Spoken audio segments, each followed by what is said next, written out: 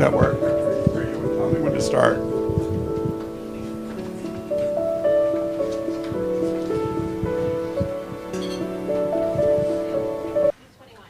Thank you for bringing them. So Mrs. Katalfma's class also, where's MC? Mary Catherine in the back is an intern this year. She started out coming with the Highland School, and she, along with Mrs. Katalfma and the Highland School, helped and initiated, started, founded, thought up Shine More, Tan Less, which has been a program that we've used to help people understand policies for indoor tanning and minors. So we're grateful to you, MC, for being here. We have pulled people from all over the country, and this has been a 5-year process for Less Cancer. We've been coming at this with National Cancer Prevention Day for 5 years, and it has been an effort from all of you, from lots of people. Today we're streaming globally all over the globe to people who will be getting CME credits and CNE credits and credits for public health professionals. You can get your materials up front if you're here and you need to get your information. We have the information out front. So we talk a lot about collaboration. That's what we're about. And there have been other groups and are other groups that are very successful at doing things in cancer prevention, programming in cancer prevention. One of them is the Prevent Cancer Foundation.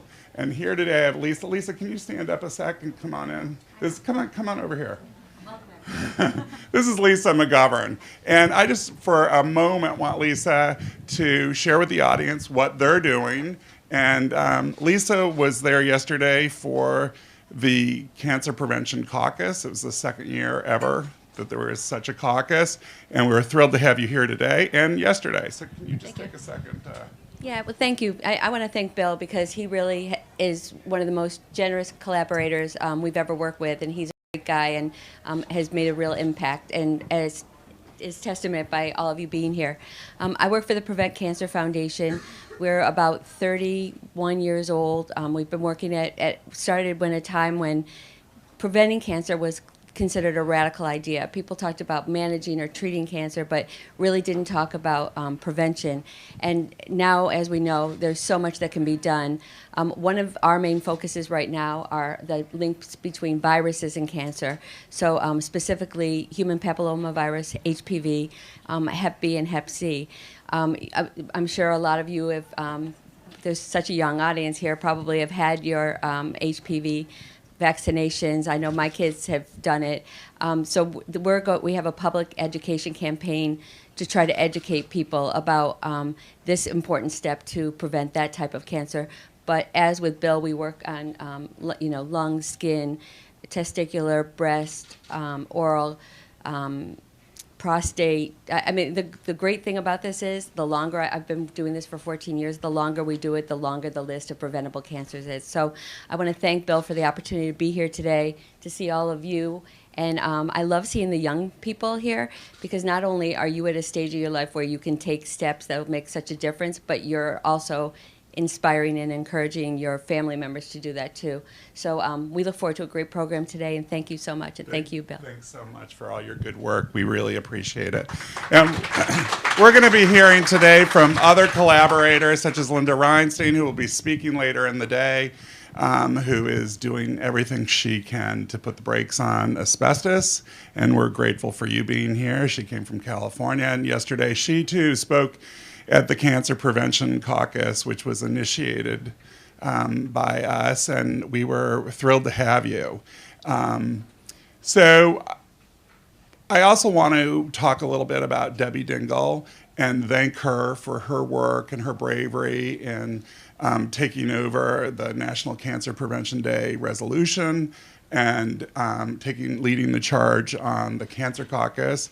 This year we had Representative Comstock join us as the Republican co-chair, and we had a great meeting yesterday, and it got the right amount of coverage, and we appreciate the support. I want to talk to you about Katie Horvath. Katie, can you stand up a second? Come right in. Come on over here. So Katie is from Traverse City, Michigan, and she has done something very unique with the Cowell Cancer Center and cutting edge at providing information and tools to the community in Traverse City for preventing cancer. To us, it was important we recognize Katie with a leadership award and for being a less cancer leader, and we're so grateful for your cutting edge work that you're doing and your love for your community and the way you take care of your operation there. We're really grateful. So do you want to say a few words? Sure. Thanks. Thank you, Bill. Well, thank you very much, Bill and Less Cancer, for recognizing us. And on behalf of Munson Healthcare, a regional rural healthcare center in northern Michigan, I gratefully accept this honor. The idea of having health and wellness as a department right within our cancer center was sparked by Casey Cowell. Taking his idea to make it into the Cowell Family Cancer Center, our chief oncologist, Dr. David Gordon, executive director Kathy Larea, and clinical director Krista Kiesel were instrumental in making that happen. I joined the team about a year ago and was given a blank slate, a department, an area that was dedicated toward health and wellness for cancer patients and for the community, and was given that freedom to create. I came in as an outsider to healthcare with one very important qualification. I am a breast cancer survivor. And throughout my own health experience and journey, I had put together an evidence-based program with Munson Healthcare that I can take what I learned and the research that I had put together to create a program to help other people.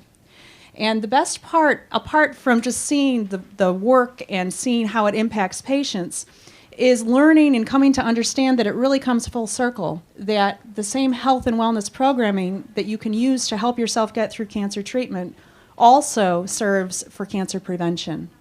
Our program includes integrative services. We feature Zen Shiatsu, acupuncture, Australian Bowen therapy, massage. We have a meditation room with guided meditation classes available to the community for free.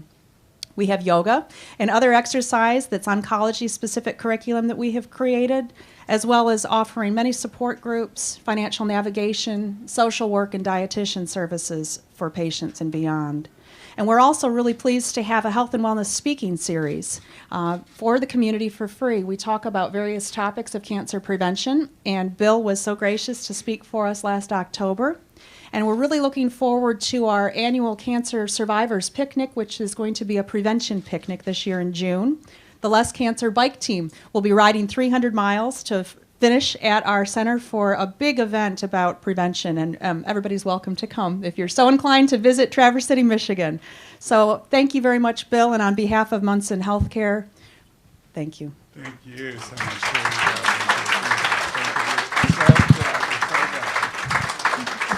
She's a great mom, too. She's great all around. So we are thrilled to have her part of today. Next up is the Ronald Herberman Speakers Award. And our speaker will be joining us by Skype, we hope. And, Ronald Herberman, very interesting man. He was the founding executive director and head of the Cancer Institute at the Hillman Cancer Institute in Pittsburgh, Pennsylvania. He'd been with NCI, he's a famous scientist, board member of Less Cancer, and guiding the light to us for really driving home the point and understanding the critical piece of evidence-based science. Because it doesn't matter what I'm saying. It really matters what the science tells us. And we must be guided by the evidence. So Dr. Herberman was very good about ensuring everything we could. And she is from Flint, Michigan. I mean, she's not from Flint, Michigan. She is the physician who discovered the water problem in Flint, Michigan. Pardon me? She recently spoke at the University of Vermont Medical School, where I spoke. And if you go to the Less Cancer publication on Medium, you will see an update on that from Dr. Jan Carney, who is from the University of Vermont, who did a great story for us and about her visit. So Dr. Mona Hanna should be joining us, but I don't know. David, can you tell us a little bit about if she's able to get through? On the screen behind you, when she should be online when it goes.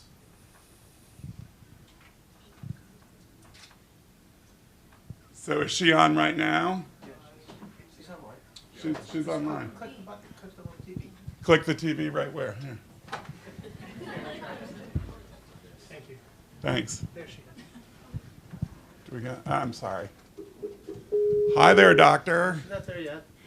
There we go. Hang on. Wait till she answers. Wait till she answers. Hi, doctor. Hey, how are you? Good. How are you? Thank you for joining us today. You didn't hear about me talking about your good work and receiving the Ronald Herberman Award, and we're so grateful to have you here today, and we're grateful for your work that you've done. And today in the audience we have high school students, college students, medical students, public health students from all over, and we're being streamed globally, and we're glad you're here. Awesome. Thank you. I sincerely apologize for not being able to be there in person. So I am right here in Flint, Michigan, and as you know, we're still in the middle of our ongoing water crisis. So the water that I get from my tap right now is still not safe to drink, and it's hard to believe we are in our third year, over 1,000 days, where our water is not safe. And for 18 months of that time, the people of Flint were told that their water was safe. They were actually told to relax, that everything was okay, while it had bacteria contamination and disinfectant byproduct contamination, which is a carcinogen, and then now we know had widespread lead contamination as well. So at least now the public knows their water is not safe, but we are very much still in the middle of this crisis, which is why I can't be there today. But I want to share. I want to, of course, thank everybody, and it's an honor to receive this award. But I also want to share all the awesome things that are happening in Flint. So we are now. I'm fortunate to spend my every day really turning the story around. Flint is very much now kind of synonymous as disaster. When people say Flint, it means disaster. So we are investing in Flint. We're investing in our kids especially. We can't take away what happened in Flint. Lead is an irreversible neurotoxin. We've known what lead does for centuries. It's probably one of the most well-studied neurotoxins. It impacts children's behavior, cognition. It's probably, it's a no-brainer in the pediatric public health world. It's an environmental injustice. it already impacts our most disadvantaged children. And it's an added toxic stress to so many toxic stresses our kids face. We have a 60% poverty rate in Flint. We have one of the highest violent crime rates in the country. We have no grocery stores. Our schools are crumbling. So our kids were already rattled with so many disparities. And then we have this added lead exposure. So I get to spend my everyday flipping the story around and really using this tragedy as an occasion to bring the community together and to invest in children and to invest in a culture of health. So now we have amazing things in Flint. For example, we have universal preschool, we have an early literacy program, we have nutrition access, we give nutrition prescriptions, we have Medicaid expansion, we have a new early child care center that just opened. We have a community that is engaged in their health and in the future of their children. So we're very excited about that, and we're also really excited that we've been able to elevate the issue of lead. Before Flint, people really had forgotten about lead. Physicians, we forgot about lead. We thought we took care of lead. We got lead out of paint. We got lead out of gasoline. But lead is a gift that keeps on giving. It's hard to get rid of. And there's many communities, and there's children all over that are burdened by this neurotoxin. And because of Flint, you know, we're talking about water quality, and we're talking about infrastructure, and we're talking about investing in public health and not being reactive and being more proactive. We're talking about health and all. We're talking about children and all. So there's been some great ripple effects from what has happened in Flint. And for all those young people out there, especially those of you who want to go into medicine, you know, I think the story of Flint really reiterates why a lot of us went into medicine and public health. We were all called to serve. We all wanted to go into we all wanted to make a difference, you know, in people's lives. That's why I went into medicine. You know, I thought it was the most intimate way of giving back, of serving. But we in medical education and in medicine do a really good job beating that out of people. So you know, people get jaded throughout their careers and they focus on reimbursement and ICD-10 and how many patients I can see, and we lose really the value of our profession.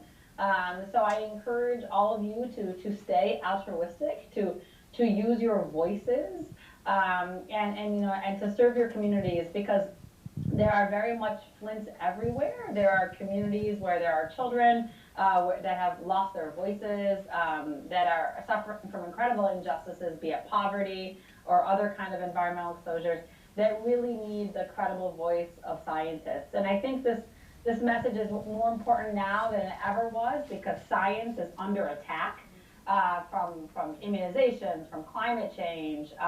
So science is definitely, we're in an era where science is being attacked, so we need great science. We are also in an era where regulations and public health agencies are being under attack. We need strong EPAs. We need strong CDC. If we don't, we'll see a lot more Flints. And then we also are in an era where healthcare is being attacked. We are at risk of 20 million people losing their health insurance. So it is necessary for all of us who are in medicine, who are in public health, to elevate our voices, to get out of our ivory towers, to get out of our labs, and to very much use our voices to make a difference in our communities.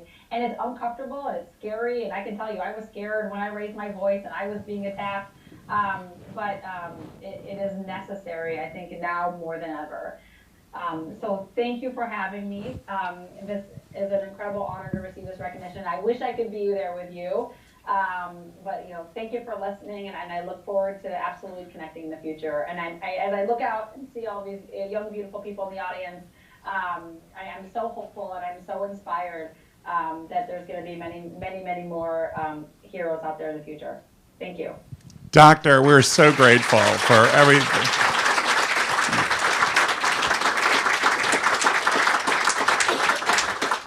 We're so grateful for your voice, your actions. I know that when we first talked, you talked about your work at Children's Hospital in Detroit, which resonates with many people here in this audience, and they are watching us as well in Detroit, Michigan. But your compassion clearly drives you. It's that kind of compassion that started Less Cancer, and I think the fact that you have been out there doing what you've done, you are a hero to all of us, and we're doing just my job. yeah, I know. No, you're doing more than your job, and we all know. Many of us in the room know what it's like to get attacked. To say, wait a minute, I think something's amiss. We know what that response feels like. We understand that there are lots of nights we don't go to sleep. Anyway, we just wanted to thank you. Can you take a quick question from anybody? If they're okay, great. Does anybody have a quick? Miles, do you have a question? Or Susie, anybody out here have a quick question? Anybody? Okay, I have Veronique Pittman here. Do you want to stand up a sec? This is Less Cancer Board member Veronique Pittman. Awesome. Hi, congratulations. I just have a question about what the EPA could have done better in this situation. Yeah. So if you want to read more about what the EPA could have done better, the EPA Inspector General did an investigation, and that report is out. And basically, it said that the EPA could have acted 7 months sooner. So they knew that there was lead in water in Flint, and they didn't alert the public. They didn't step in. They were really hoping that the state would have done more and didn't. The EPA had an incredible scientist named Miguel Del Toro who offered to use his own money to do water sampling in Flint. Who wrote this amazing memo that was hidden. It was eventually leaked by this investigative reporter. But he was about it. They could have done more, and that is what was articulated by their Inspector General. But the blame is at every level of government, and I really don't want to focus on the blame, but predominantly the biggest blame is at the Michigan Department of Environmental Quality's Office of Drinking Water. They're the ones that were supposed to add the corrosion control, which was the missing ingredient in the water treatment that would have prevented this from happening in the first place. They were told by the EPA they needed to add it. They didn't add it. So they are the main culprits. But there was errors made at every level of government. Because of Flint, something that did pass Congress is an EPA notification bill, so that when the EPA knows that there's a lead and water problem anywhere in the country, now they have to share that with the public. I think Dr. Sherman, our chairman, had one quick question. Doctor, if you can come up here. I don't understand where cameras are or anything. Right, okay, there we go. Here. Thank you so much. Tom. You're go over here to the computer. Okay, sorry. Here's the. There you go. There's the camera. Thank you so much. It's an honor to be talking with you. I just was wondering if, very briefly, can you talk a little bit about the outcomes once the lead exposure has occurred? What happens to the children? What do you do to actually try to eradicate it? Is there any chelation, or is there anything that you can do? And then what is, and I know this is a lot, you could probably talk for 2 hours about this, but just sort of briefly, because I think the kids probably share my concern, what happens to those children after they've been exposed? Thanks. Yeah. Thank you, Doctor. Lead is a potent irreversible neurotoxin. It impacts cognitive behavior, so it impacts how children think, how they act. It's been associated with conduct disorders. It's even been linked to criminality. Many people think that New York City's drop in crime rate is because of Giuliani's great work, but many scientists have traced it back to limiting lead exposure 20 years prior. So it has these life course trajectory altering consequences. We worry most about children because that's when their development is happening, but it impacts the entire life spectrum. With adults, it's been associated with early dementia, kidney problems, hypertension. It also impacts pets. I've been at town hall meetings and people are like, my pet got sick and my dog died. Why do you only talk about kids? I'm like, I'm so sorry, everybody was impacted. But the children under 6 who are most developmentally vulnerable are the ones that we really focus on the most. You can't take lead away. Once it is in your bloodstream, it has caused that neurotoxicity. It has a short window of detection in your blood, but then it stays in your bones for decades. And in periods of stress or poor nutrition or pregnancy, it can come back out of your bones and cause neurotoxicity all over again. And that's for decades to come. So chelation work is recommended for very high levels of lead exposure. However, the evidence on chelation is it may decrease your blood lead value, but it does not change the neurotoxicity impact. It does not change a child's cognition or behavior impact. It's also controversial because in chelation, it draws the lead out of your bones and back into your bloodstream to cause that neurotoxicity all over again. So there is no treatment for lead. The treatment is prevention. In public health for lead, you're supposed to do something called primary prevention, where you're never supposed to be exposed to lead because there's not much you can do. So, this is all based on large-scale epidemiologic studies. You can't tell, like, one kid, your lead level is this, you're going to have this problem. And in Flint, very much, we are providing a lot of reassurance, we are providing a lot of hope, and we are providing all the resources for mitigation. You can't cure it, but you can mitigate it. And that's what we're surrounding our kids with. With robust, nutrient-rich environments from early education, great nutrition, healthcare access, developmental screening, to mitigate the impact of this. And once a delay is detected, to really have robust intervention early. And we have recently been funded to develop a registry.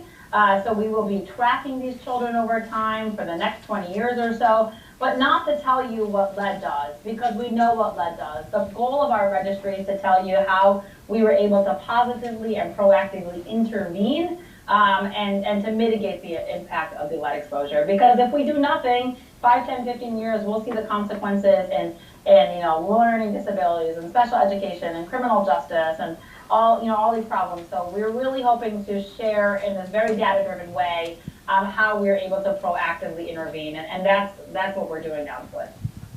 Doctor, we're so grateful for you being here with us today, and we'll be in touch. We appreciate everything. Thank you. Thank you very much.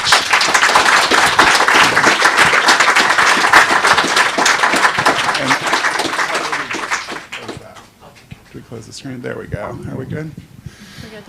All right, and quickly before we have Susie Tobias, who is this amazing human that does amazing things for less cancer, I wanted to be sure to, again, thank the University of Virginia and American University for really making these extra continuing education credits be a reality. And we're so grateful to them because education is everything. And evidence-based education is what we need, and that's what we have here today. And we have terrific guiding experts on that. And I'm so grateful to Jan Balmer and her team, Andrea, and thank you very much for helping with this. And Dr. Gardner, wherever Dr. Gardner is, from American University, thanks so much. So next up is Susie Tobias.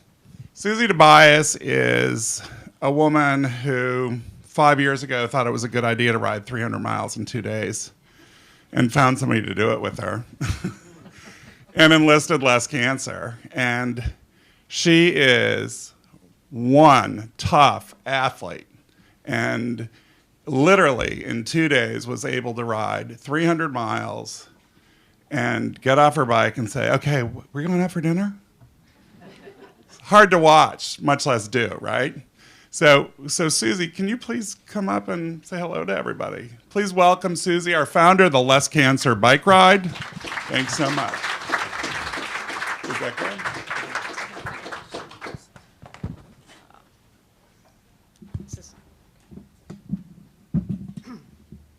Hi, I'm happy to be here. It's always a pleasure to take part in National Cancer Prevention Day. And the work of Less Cancer is essential. And Bill Cummings and all the people that have worked alongside Less Cancer this whole time. Bill is unstoppable. When it comes to cancer prevention, he's a true catalyst. And when it comes to riding a bicycle 300 miles across Michigan, he's a true cattle prod. Seriously, you should see him during the Less Cancer Bike Ride, herding us in and out of rest areas, into hotels, into restaurants. The guy just doesn't quit. But somebody needs to be out there steering us in the right direction. And he is moving us there. And I can't imagine a better person for the job, or one who does it with as much passion, empathy, and good humor. Because he is also, as serious as he is about his work, and as important as this work does, Bill is one of the funniest people I have ever met in my entire life. So, we had another outstanding bike ride last year in 2016. And we look forward to hitting the road again in 2017. We have 2 team members right here sitting in the front row, Ed and Miles. And we have a really great group of cyclists that return every year. And they're about some of the best people you'll ever want to meet. And they come from all over the country, and they just come together for this organization and this event, and it's really important. And we get out there and we meet people every day, and they're curious about what we're doing, and when we tell them, they're just amazed, because a lot of people don't think of prevention as something that they can do. But whatever town we ride into, we ride out having made a lot of new friends, and mostly because Bill talks to every single person out there. He has a great gift for educating people and telling them that they need to get out there, share their stories, and make people understand that we can all prevent cancer. So thank you, Bill, for all you're doing. It's important work, and you touch a lot of lives every day, and it's great. It just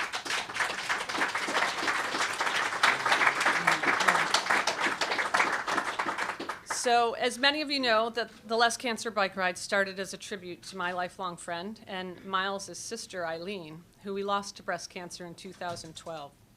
She was only 47 years old when she died, and she waged a heroic battle, enduring multiple rounds of radiation and chemotherapy right up until the last days of her life.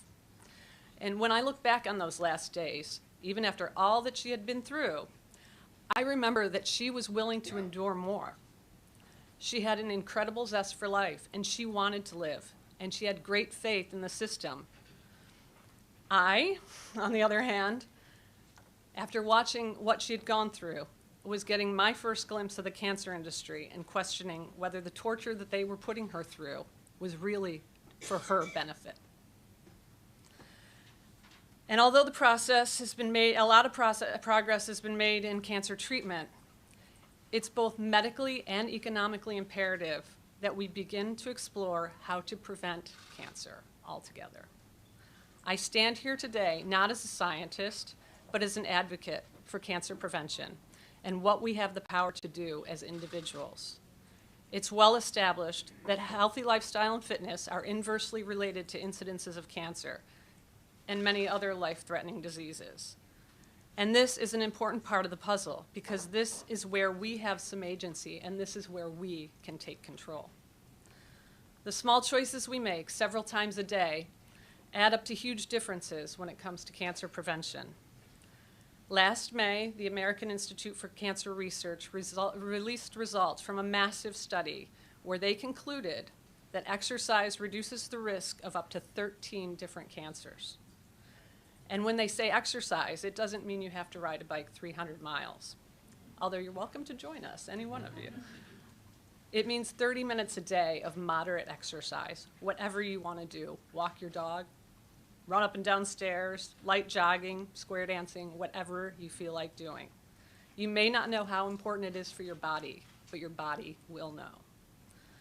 None of the cyclists on Team Less Cancer rode 300 miles the first time they got on a bike. And you don't have to in order to make a difference. And if you can't find 30 minutes a day, start with 20 or 10. The most important thing is that you start. You never know where it might lead. Cancer prevention is the future. Thank you all for being a part of this journey. And I'm going to just use my little mantra: more action, less cancer.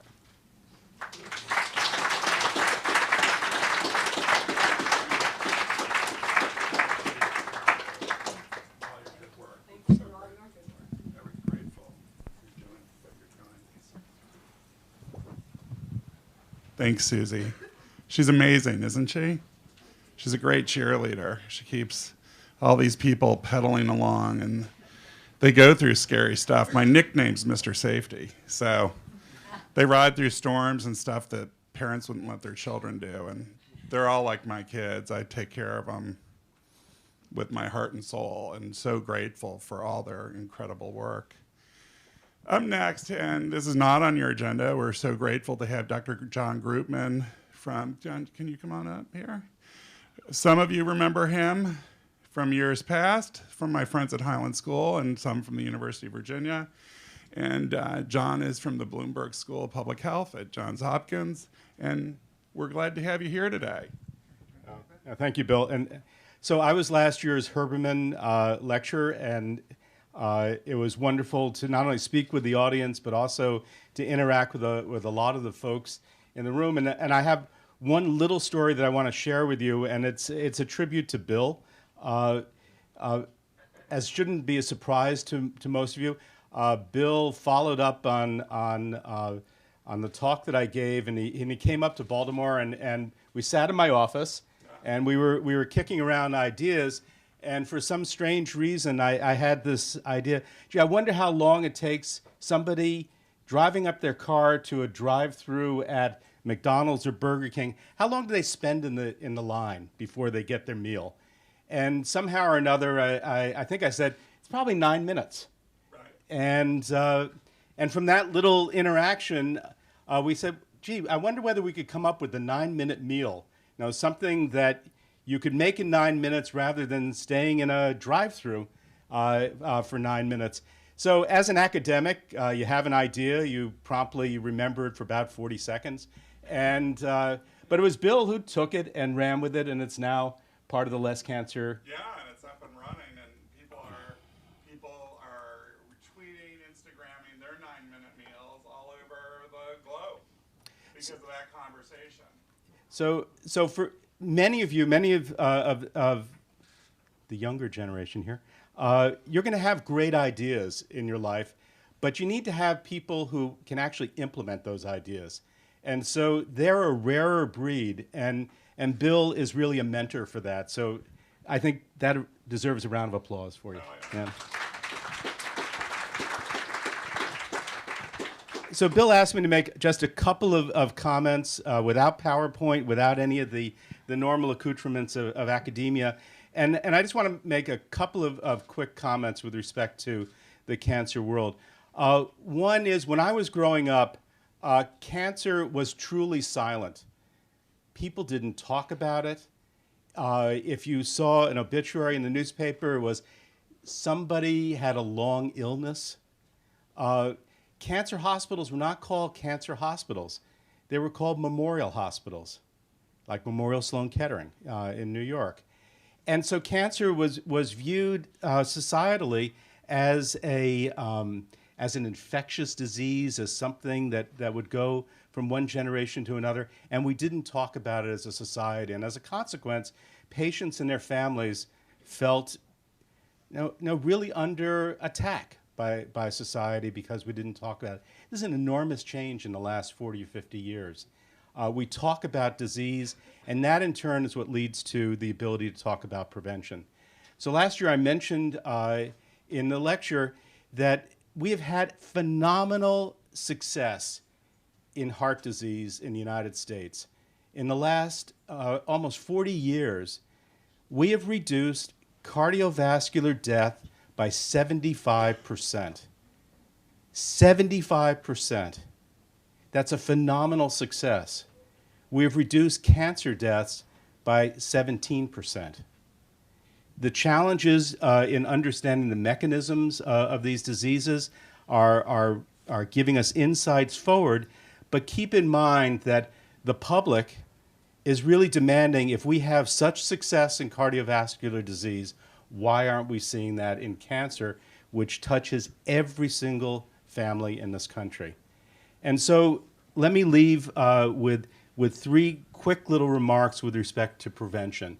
One is that cervical cancer and a number of head and neck cancers could be eliminated in our lifetime. Cervical cancer deaths could be eliminated in our lifetimes with the implementation of and distribution of the human papillomavirus vaccines.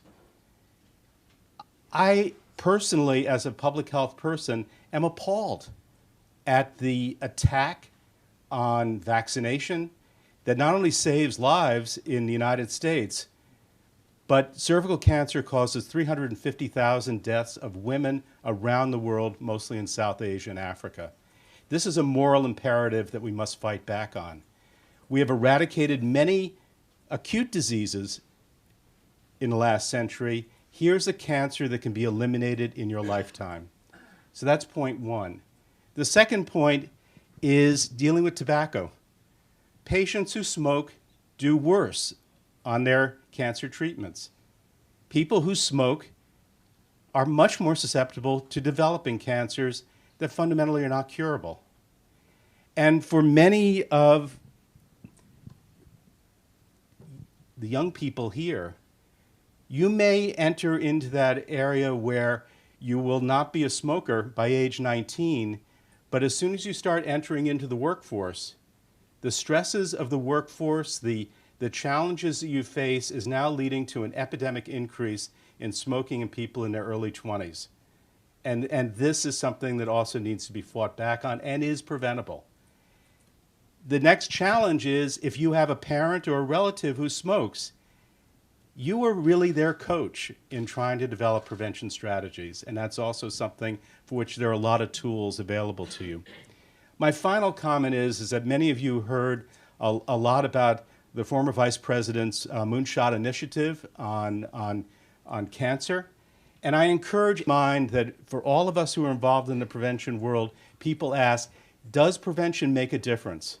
Well, the answer is absolutely, positively yes. You stop smoking, your risk of lung cancer goes down. You get vaccinated against the human papillomavirus, and your risk of a number of cancers is eliminated. And so in this century, we have the opportunity of converting that 17% reduction to the 75% achievement that we had in heart disease. And this is what keeps us in public health going. And so for all of you here, this is an important lifetime thing that we're involved in terms of assuring that far fewer people go through cancer therapy and are able to look back on a healthy and productive life. Thanks.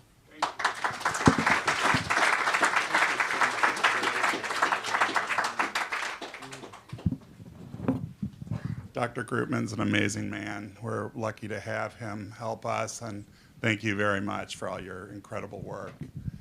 Diane Aratakis, come on up. Diane is from the University of Virginia, and she she's got tools with her. This is great. Okay, do you need that microphone or this? This is old-fashioned PowerPoint. Okay, all right. I'm going to turn it over to Diane. Thank you so much, Bill, and thank you for including me today. Can you all hear me? Yeah, University of Virginia Teen and Young Adult Health Center. So I feel very comfortable in this crowd, less comfortable in this one. Teenage years, are the healthiest ones in our lifetime. There's some experimentation that goes on. There's nothing new about that. Mortality does happen infrequently. And mortality that happens during the teenage years is usually human error. So I want to use a pie chart done by my 15-year-old. So this is the pie chart showing mortality during adolescence. That black, which is almost 40%, is accidental, unintentional deaths. That's driving accidents, drinking and driving, diving into a swimming pool that's too shallow. You can see that's the majority of the deaths that happen during adolescence. The next category of deaths are suicides. The next category of deaths are homicides. This yellow are cancer deaths. 6% of deaths that occur during adolescence are due to cancer. But I want to compare that to deaths in your 40s, 40 to 44. So if you look at this pie chart, you see there's a big decline in unintentional deaths, accidental deaths. Cancer now is 3 times greater, so cancer deaths have started to really increase. Heart disease, suicide has really declined, and homicides have really declined. So when you look at these deaths in here, the cancer, the heart disease, we know those are due to behaviors that most likely happened during the teenage years. So even though it's a healthy period of time, adolescence, there is that risk associated with experimentation. So we have a lot of opportunities to really change the future of deaths in adulthood. So I'm going to talk about 3 things. The first thing I want to talk about is cigarette smoking. Some of the things I say we're hearing over and over again. we do studies, national studies in schools, in high schools, something called the Youth Risk Behavior Survey done by the CDC every 2 years. And in their most recent data, the percentage of high schoolers who smoke every day is down to 2.3%. That's incredible that it's so low. That is the lowest rate following a long decline in 24 years. So that's the good news. It's due to a lot of different things, policy, education. But 41% of high schoolers have tried using e-cigarettes, vaping, hookahs, and we don't know what lies ahead with that. We really need to know. There should be an imperative, because just changing to a different type of a tobacco product was not the gain we wanted to make. The next thing to add to what you said, or somebody said, fitness, obesity. Over the last 24 years, there's been a steady increase in obesity. We know there's been declines from those same studies in the quality of nutrition that kids choose and the amount of fitness that they get. The only thing that we've developed well among teens are their thumbs. So the majority of teens spend up to 3 hours a day seated on an electronic device, and I have twin 15-year-olds, and it's a challenge for kids to break that addiction. And then the other thing is that we know about obesity is that the earlier you become obese, the greater health risks you have. So preventing obesity during the teenage years is going to give us a lot of advantage to some of the adult diseases that people get. So viruses and cancer, it's a biggie. So take, for example, the HIV virus. When a person contracts HIV, they can become a host to a lot of other cancers because their immune system can become challenged over time. We can prevent a lot of those cancers through using something called PrEP, pre-exposure prophylaxis. There's very limited use right now, but individuals who are daily at a risk for HIV can go on a once-a-day medicine, and this has been shown to be incredibly effective at decreasing the risk for HIV. So we need to think about that and educate people more about it. Our biggest target, as you've heard, and hopefully you'll continue to hear, is the virus, the human papillomavirus. There are 150 different types of HPV. You know, the kinds you get on your finger, the plantar warts you get from the gym. Of those, 40 are spread through intimate contact, and 12 cause cancer. So there's quite a number of those out there, and in our lifetime, 50% of us will come in contact with HPV. Not all of us will get cancer, but 50% will come in contact with one of those 12 deadly vaccines. Now, intimate contact is important to talk about. For those of you that are older, you remember prom night, finding a quiet road, making out, groping, all the kinds of things you would do that I'm sure none of you do anymore. So you don't have to have intercourse. In fact, we know that there have been 38 studies done that showed 50% of virgins have contracted HPV. So you do not have to have traditional intercourse to get exposed to it. So there's 30,000 HPV cancers a year, 30,000. 10,000 of them are cervical cancer, which only women get. 9,000 of them are head and neck. Most of those are among men. And they estimate in the next 5 years, the head and neck cancers will exceed the cervical cancers. The HPV vaccine has been around since 2006 for girls, 2011 for boys. It's a 3-part series, unless you're under 15. So now we can give only 2 vaccines if you're under 15. We know the sooner you get that vaccine, the younger you are, the greater the antibody response. So we know if you're getting it under the age of 15, you're going to have at least a 2-fold increase in your ability to fight off the HPV vaccine. So I think it's very important for families and providers to know. Right now, the #1 state in initiating this vaccine is Rhode Island. The state with the lowest rates of initiation is Kansas, but we only have a 30 to 60% completion rate for that vaccine. If you don't complete the series, your protection is not as good. So that's the word we have to get out to people. So I just want to say cancer prevention is important in all of our all ages, but we have this unique opportunity with teenagers to really, really make a huge difference. Thank you.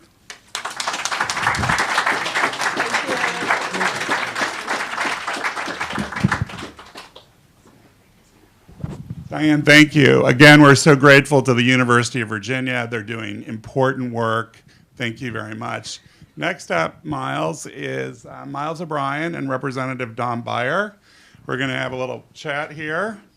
And could you please all welcome Miles and Congressman Beyer.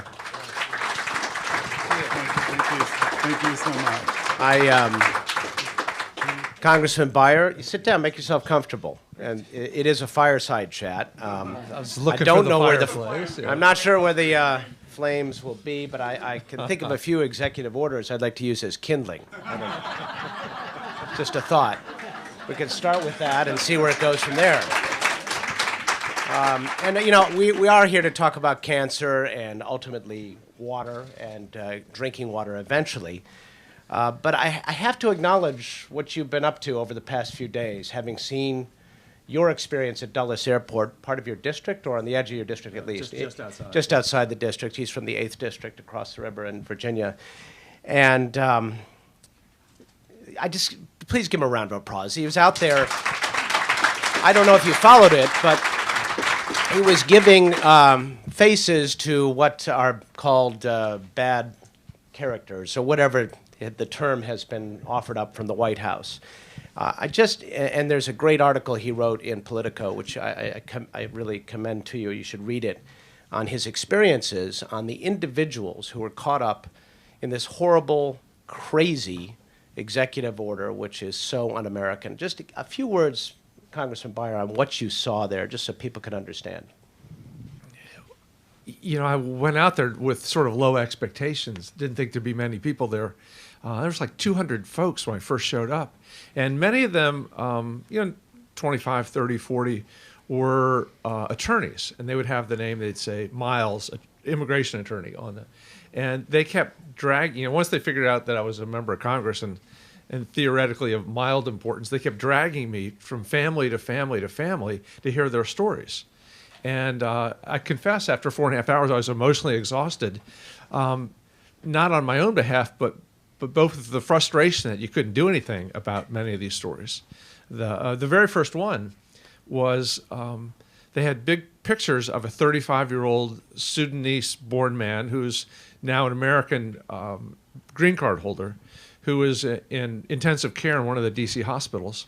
And his mother, who is a Sudanese national, had received the visa, probably a hardship visa, from our embassy to come visit him, and they wouldn't let her get on the airplane in Dubai to come see. And so she was afraid he was going to die without her ever seeing him again, and nothing I could do. Another young man who was a green card holder, Iraqi, and he'd worked for the U.S. Army for years and years as a translator and interpreter, and his son was born here, he was 2 years old, and his wife, again, Iraqi citizen, green card holder, had gone home to visit her mother, who was dying of cancer. And he literally just sobbed on my shoulder for 5 minutes because he was afraid he'd never see his wife or his son again. And that if he went back to get his son, that he wouldn't be allowed back in. And I assured him that that was Saturday's interpretation. The green card holders were included, and Sunday's interpretation was they weren't. And it's changed a couple more times through the course of the week. But this went on, story after story after story. And that was just the tip of the iceberg. Since then, the stories are coming in the thousands. I saw Governor McAuliffe last night who said there are more than 100 students just at Virginia Commonwealth University in Richmond that are here on student visas that either, if they leave, they'll never be able to come back, or if they went home, they can't come back right now. So the impact it's going to have on our colleges and universities, but also on the young men and women who could be the future of our country in their creativity. Great little statistic. U.S. won 6 Nobel Prizes this last year. All 6 were people born overseas. Yeah, we are a nation of immigrants, and I guess that's getting lost in the shuffle. Anyway, we're here to talk about less cancer, but I did want to acknowledge that, and we do appreciate your good work on this front. And you know, it's interesting. Executive orders, they give and they take away. The one that we might want to transition to here now is something called the Stream Protection Rule, which was signed by President Obama in December. The Stream Protection Rule is all about mountaintop coal mining, the decapitation of mountains in West Virginia. I'm a pilot, and I have a small airplane. And a year or so ago, I flew across diagonally West Virginia at about 3,000 feet. This is something that, you know, I'm pretty privileged to be able to do that, and not many people get to see the ground in that kind of proximity. It's not like flying in an airliner. I was horrified at how we have raped that poor state to provide coal for our power plants when it really is not necessary. It's just, there are 500 mountaintops that have been decapitated in West Virginia, and about 2,000 miles of streams beneath them that have been ruined by the material that is just dumped there. So this is something that cries out for regulation, of course. At the end of the Obama administration, the Stream Protection Act came into existence. Tell us a little bit about what it is intended to do, first of all. Well, let me just, by preface for just a paragraph, there's a great piece in the New York Times maybe 6 weeks ago about the dramatic reduction in the incidence of many different cancers. Not just lung cancer because people aren't smoking, but colon cancer and pancreatic cancer, et cetera, et cetera. And the science writers for the New York Times said, you know, the scientists and the epidemiologists can't clearly explain why this is happening, except that since the early 1960s, with the beginning of Rachel Carson's book, we have, and the creation of the Environmental Protection Agency and the creation of the Clean Air Act and the Clean Water Act, we have cleaned up the environment dramatically with a huge impact on our health. And one of the last places where we really have not made a dent is with mountaintop mine removal and the surfacing. Some of you have probably read How Green Was My Valley or saw the movie, which is all about coal mining in the UK, in England. And the tragedy of that was the fact that anytime you mine coal, there's some coal and there's a lot of slag. And what do you do with the stuff that has no commercial value? And the answer, the easiest thing to do is dump it in the streams. And so we see, as Miles said, the 2,000 miles of streams. It's not just that the land looks raped, it's that the health consequences for the people that live there are so great. Again, New York Times a couple years ago had an article on I think it was the 21 counties in America where the death rate was going up rather than going down. 7 of them were in the coal fields of Southwest Virginia. So if you look down there, and I was lieutenant governor for 8 years and ran for governor, so I spent 9.5 years traveling the state and made 100 trips to Southwest Virginia. A lot of that was based on the old, somebody asked Napoleon's mother which of her 6 children was her favorite child, and she said, whichever one needs me the most. And I always felt that the place that needed me the most was Southwest Virginia and the coal fields, which is why I went there so often. So there was a vigorous debate on the House floor yesterday afternoon with those of us arguing to protect the stream protection rule. It was 7 years being developed by the Office of Surface Mining.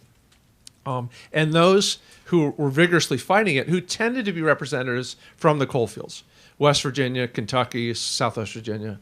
And it was an interesting debate because they were looking at it in terms of jobs and we were looking at it in terms of health, which is a meaningful debate. But that's where we are. In fact, Representative McKinley, who's a good guy, a Republican from West Virginia, said, we need to overturn the stream protection rule for the good of the people of West Virginia and for all Americans. And I hope I wasn't being hostile. I said, I'd like to re-quote you. We need to keep the stream protection rule for the good of people of West Virginia and for all Americans.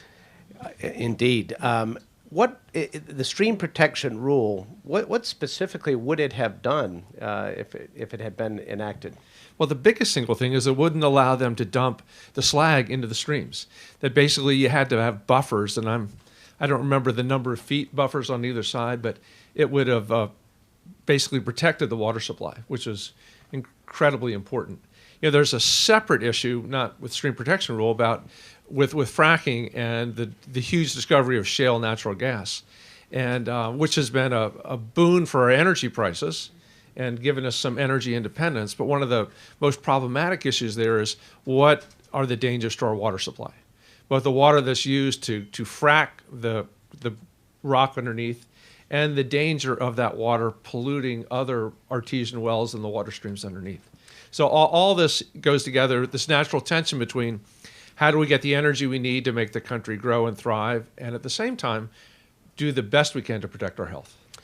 So the vote was 228 to 194 in the House. Just was it yesterday or the day before? It was yesterday. Yesterday to, and this is a little obscure piece of legislation that makes this possible, the Congressional Review Act, which goes back to the Newt Gingrich, 1996 Congress, I guess. Tell us what the Congressional Review Act is all about, and are you expecting some other environmental shoes to drop in this context based on some of the orders that came out of the latter days of the Obama administration? Yes, absolutely. So the Congressional Review Act was intended essentially to stop midnight regulation. They didn't want a president in the last couple of weeks of his administration, when he had no political consequence because he was about to go off and play golf in Hawaii, to drop regulations in that would have a really huge impact. I think the formal regulation Kate made is 100 working days. 60 working 60 days. okay. 60 working days, which I guess 5 days a week. Well, how many not days a your week do you working guys really days. work? It's, You work what? 2.5. 2.5 days a week. Yeah. Actually, we'll be So more it's like- this year. Now so it's that like 6 unitary months. control. It's about 6 months. Yeah, I think it went right? back Yeah. to August. In June. I believe so- it goes back. So basically, everything Obama signed from June on is susceptible to this Congressional Review Act. Now, I should tell you, this has not been tested by the courts. It doesn't feel very constitutional. But go ahead and explain how this they works. haven't been tested by the courts, and I can promise you there are a lot of people eager to test a lot of things right now. Well, one of the other interesting problematic pieces of it is the legislation. If you use the Congressional Review Act to overturn the stream protection rule, it also says that you can't do any further regulation on stream protection. So it not only affects this, but it literally ties the regulators' hands for literally years and years to come. This goes part and parcel with a political philosophy that thinks that regulation should not be done by the executive branch, but that they should be done one at a time by Congress, which would make sense if you thought Congress really moved quickly or effectively. And that just means basically the interpretation is virtually nothing would be regulated. Well, from it this seems point we're on. seeing the other edge of the sword right now with executive orders, aren't we? So that poison pill portion of this, that's the part that seems that it might not stand the test of the courts. What do you think? I hope so, because it's in the Virginia legislature, we had the back of the envelope saying that no one legislature could commit a future legislature to any given type process. And that, I guess, is the concern here, too. Why should this Congress be able to lock out future administrations from doing anything good? And by the way, Miles, another one that's very much at risk, because we had a huge debate over the appropriate level for the ozone standard. And George W. Bush had wanted to take it to 65 parts per billion and had backed off because of industry. Barack Obama, early in his administration, wanted to take it to 65 and had backed off. The scientists who testified before the Science Committee said 60 is what you need to preserve life and keep down the many negative, both life-threatening and just uncomfortable asthma attacks and the like. So we did, the regulation of the EPA said was 65, and that's going to be very much at risk with the CRA, the Congressional Review Act. All right, so we'll be watching and keep fighting the good fight. Please, Representative Don Beyer, give him a round of applause. Thank you all very much. Thank you. Miles, good to see you. I would buy a used car from that man, for sure. Yeah, definitely. All right, Bill.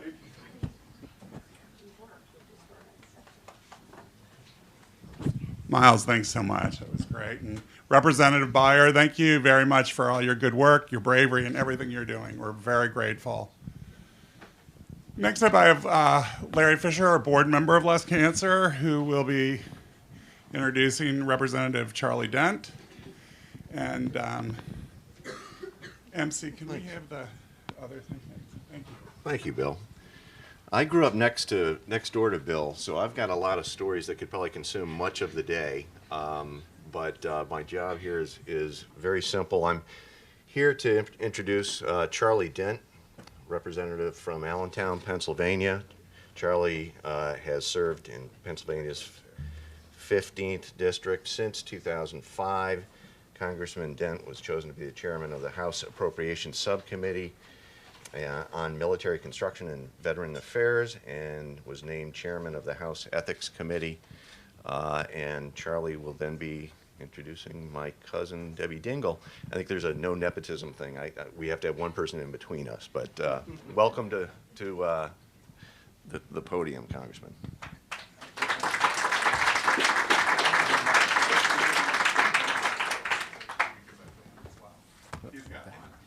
I'm supposed to award this. Yeah, it's not an award, it's just to recognize them and thank them. Thank you. Well, thank you very much. Thank you, sir. It's very kind. I really appreciate it. Thank you. Thanks, Larry. Thanks, Larry. Well, thank you for allowing me to join you here today to recognize my friend and colleague, Debbie Dingle. But before I do that, I'd like to first say a word or two about Elsie Hillman. The award which I'll be presenting to Debbie Dingle is the Elsie Hillman Award. I happen to have known Elsie Hillman very well until she just died so recently. She's a great friend, a wonderful philanthropist in the Pittsburgh area. And I live at the other end of the state over in Allentown, but we all knew Elsie because she was just a dear person and was very committed to all kinds of health causes, particularly those relating to cancer. Somebody I've known for decades.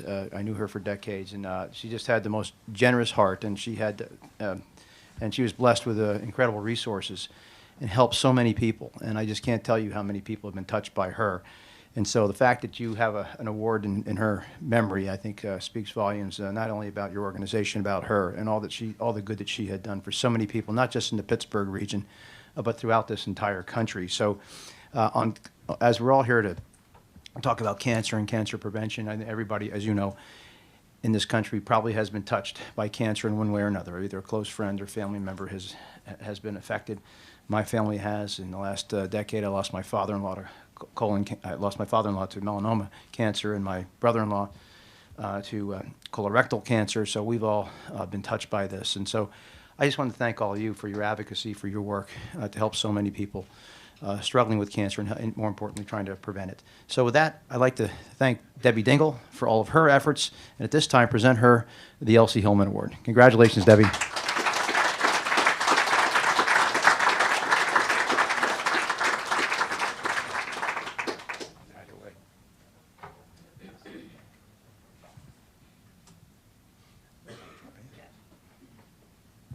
I want to thank Charlie for coming and presenting it, and even more for telling me about Elsie, because that really gives meaning to receiving the award. And what an honor it is to be with him and with all of you today as you're learning about preventing cancer.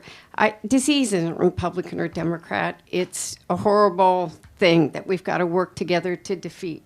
And Charlie has been a leader in healthcare in the Congress and trying to help people, and all of you here have also been touched by it. So I'm glad to help this organization prevent cancer, all of the groups working together. I think more than ever we're understanding the need to come together, not be divided, pull us all together to find answers to the problems that are the most difficult we're facing in this country. Cancer is something Joe Biden's just left, but he's staying there. Charlie and Republican colleagues, everybody in this room, we need to prevent cancer. We want to cure it if someone gets it, prevent it to begin with, eradicate it someday. So thank you for being here. I'm grateful for this, but I'm just a member of your team, and thank you for everything that everybody does. Thank you.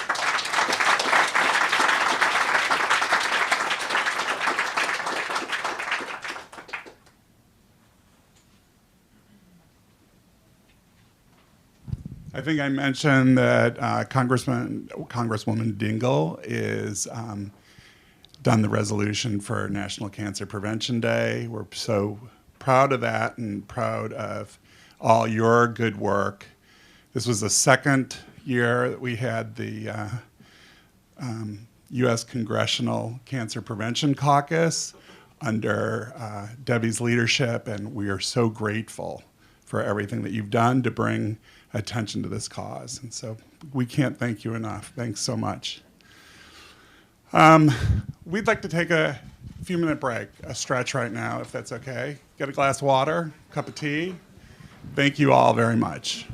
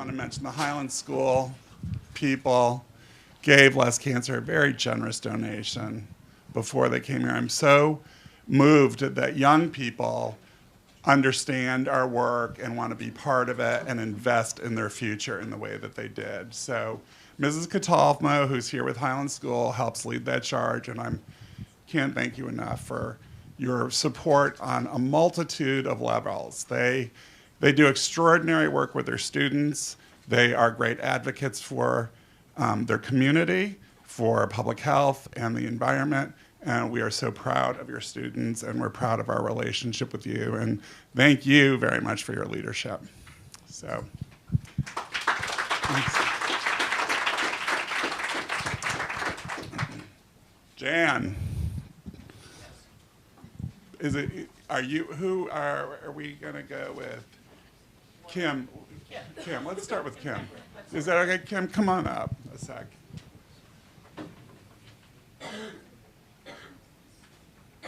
So Kim, you'll do a better job of explaining what you do, is from the University of Virginia and with neurobehavioral sciences, which is well beyond my grammar ability. So I will let you take over now. Thank you. Yeah. Wonderful. And is this mic on? Yes. You can hear. Great. Thank you.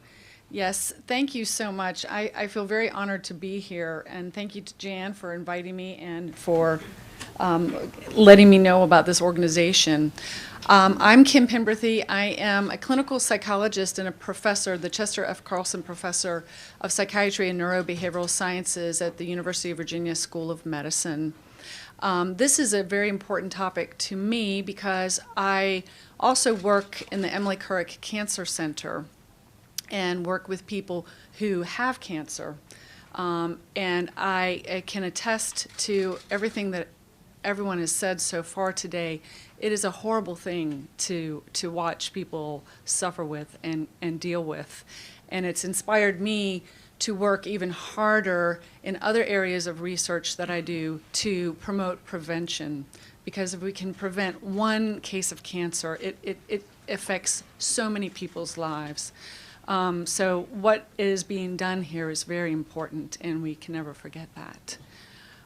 What I'm here to talk a little bit about today is work that I do that is focused more on the prevention component, but also has an impact in our treatment of people who are addicted to nicotine.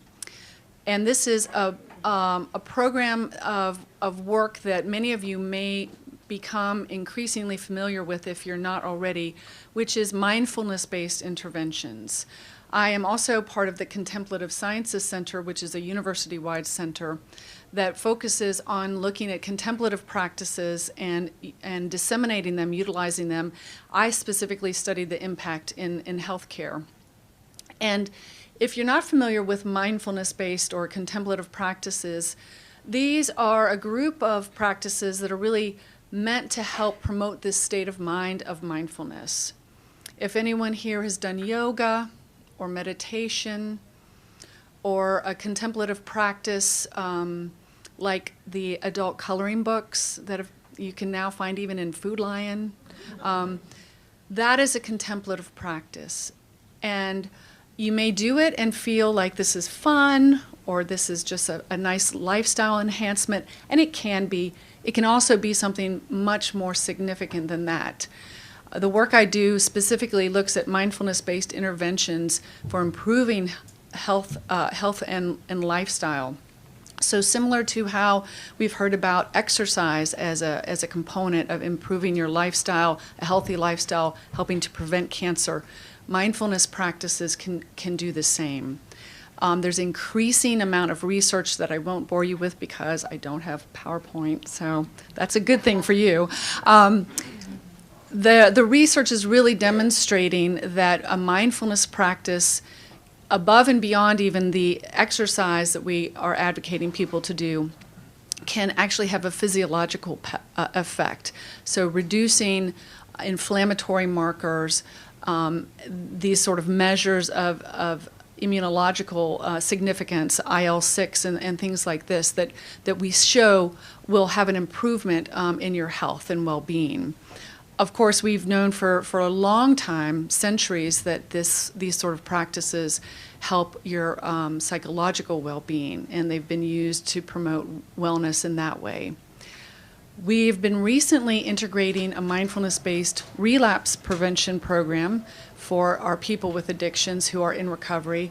And most significantly to me is a mindfulness-based smoking cessation program that we've rolled out in the Cancer Center. We've really been pushing the smoking cessation because this, again, is an area that we've seen sort of a slight increase again, which we would hoped not to do.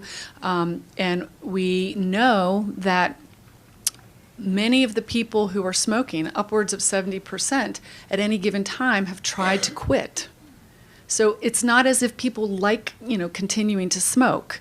They're trying to quit. And of that percentage, only about 2 to 3% actually are successful. That's with all the tools that we have.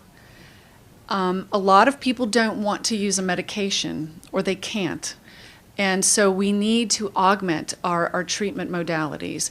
If you're a young person out there, there is a wide open field on helping folks to quit smoking. It ain't over yet, people, okay? That's my West Virginia coming out, sorry. So the mindfulness-based intervention is unique because it uses a different strategy. Most of the medications are going to be either anti-craving or replacement. So you're basically not getting rid of the main issue. The cravings, we know, if anyone has ever had cravings, they typically don't go away, and it doesn't work to ignore them or pretend like they don't exist. You can do that for so long, maybe go for a jog or eat a piece of cake instead. But the mindfulness really focuses on disconnecting that craving from the behavior and allowing you, in a very well-being sort of way, to be with the craving, tolerate it, and not do the behavior. And we know physiologically the cravings will go away. They will become less severe, less frequent, and eventually they will not go away altogether, but they will be tolerable. And we know that if you continue the mindfulness practice, which is much easier than continuing medications, you can persist in your discontinuation of the nicotine. So these are the sorts of things we're doing, the innovations we're trying to employ to further the health and well-being of all of our folks in Charlottesville, and specifically to target reducing or eliminating the nicotine addiction in our cancer patient populations and the populations who've not yet gotten cancer. I want to thank you for your time, and best wishes to all of you.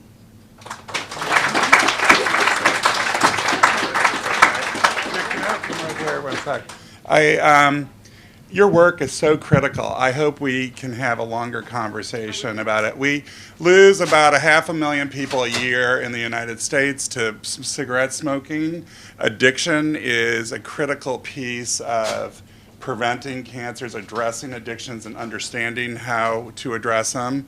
I myself was a smoker. This Valentine's Day, it will be 21 years since I quit. And I was a three-pack a day smoker. I was a big smoker. It was very hard, and I admire your work because it's the toughest addiction to crack. It's a brutal addiction, and the work that you're doing is so critical, and I hope we'll be able to expand this in a really,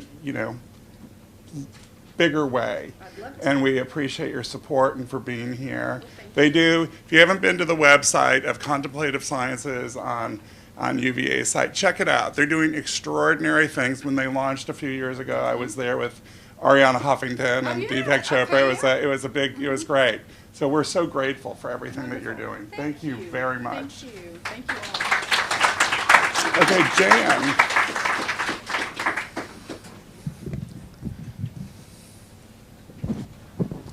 Okay, everybody, I want to introduce Jan Balmer. Dr. Balmer and I put our heads together this summer, and she is responsible for all our continuing education credits. She has the team that has helped us with these smooth transitions today and has helped us vet speakers and understand the presentations.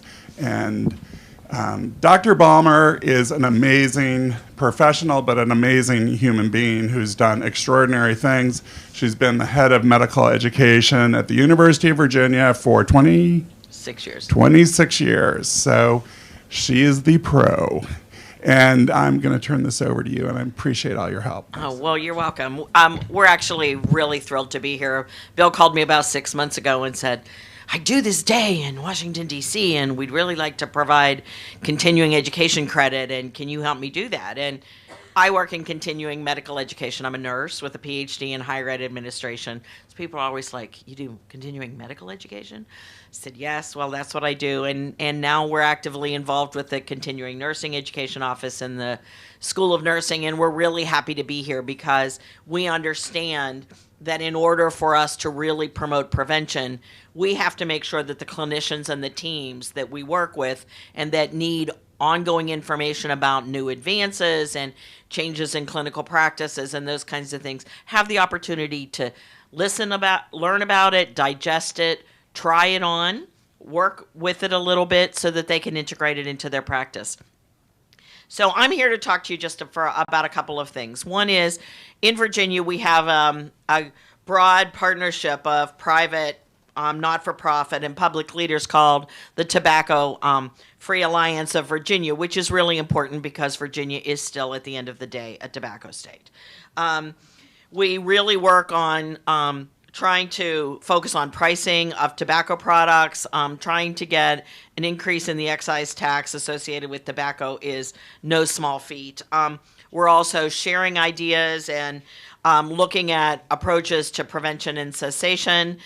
We've done a lot of work in open air spaces. The Virginia parks are now tobacco free. We've been working with a number of other groups. We've got 132 high schools that are now comprehensive tobacco-free properties. We're also working now with universities in Virginia to try to get them to do the same thing. We also want to educate policymakers. It is very difficult in Virginia because we still have tobacco farmers. There has been a lot of tobacco settlement money that has gone to redevelop and encourage these farmers to look at other products and to develop sections of the state that are hard hit by those changes. The flip side of it is that for all of the smoking that happens, the costs often go to Medicare and Medicaid, and that those costs aren't linked back to that directly to that. There seems to be some kind of a disconnect, and the amount of money that Medicare and Medicaid could save if we really were very successful in our tobacco cessation projects would be huge for the Commonwealth of Virginia.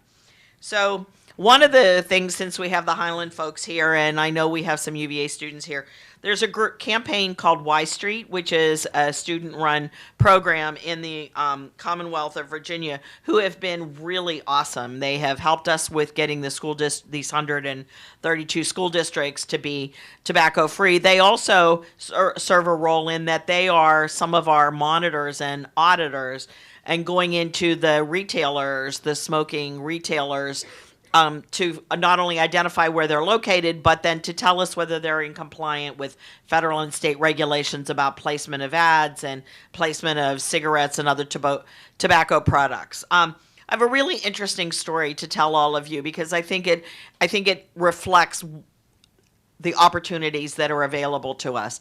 I was fortunate in our office at the University of Virginia, was fortunate to be involved in a project called Cease Smoking Today, which was in existence around 2007 and through 2012.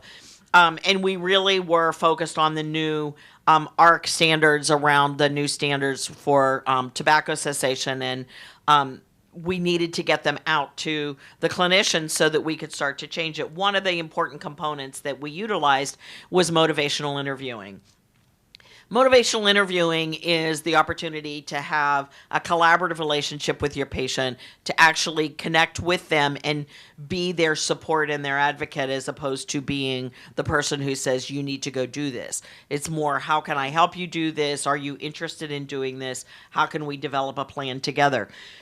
But that's not always easy to change when you're very busy in your clinical practice. So we took a group of volunteers to the NASCAR race in Richmond at the International Raceway and literally set up a tent in the middle of the corporate midway where we were surrounded by tobacco companies on all sides except one where there was a barbecue sauce place.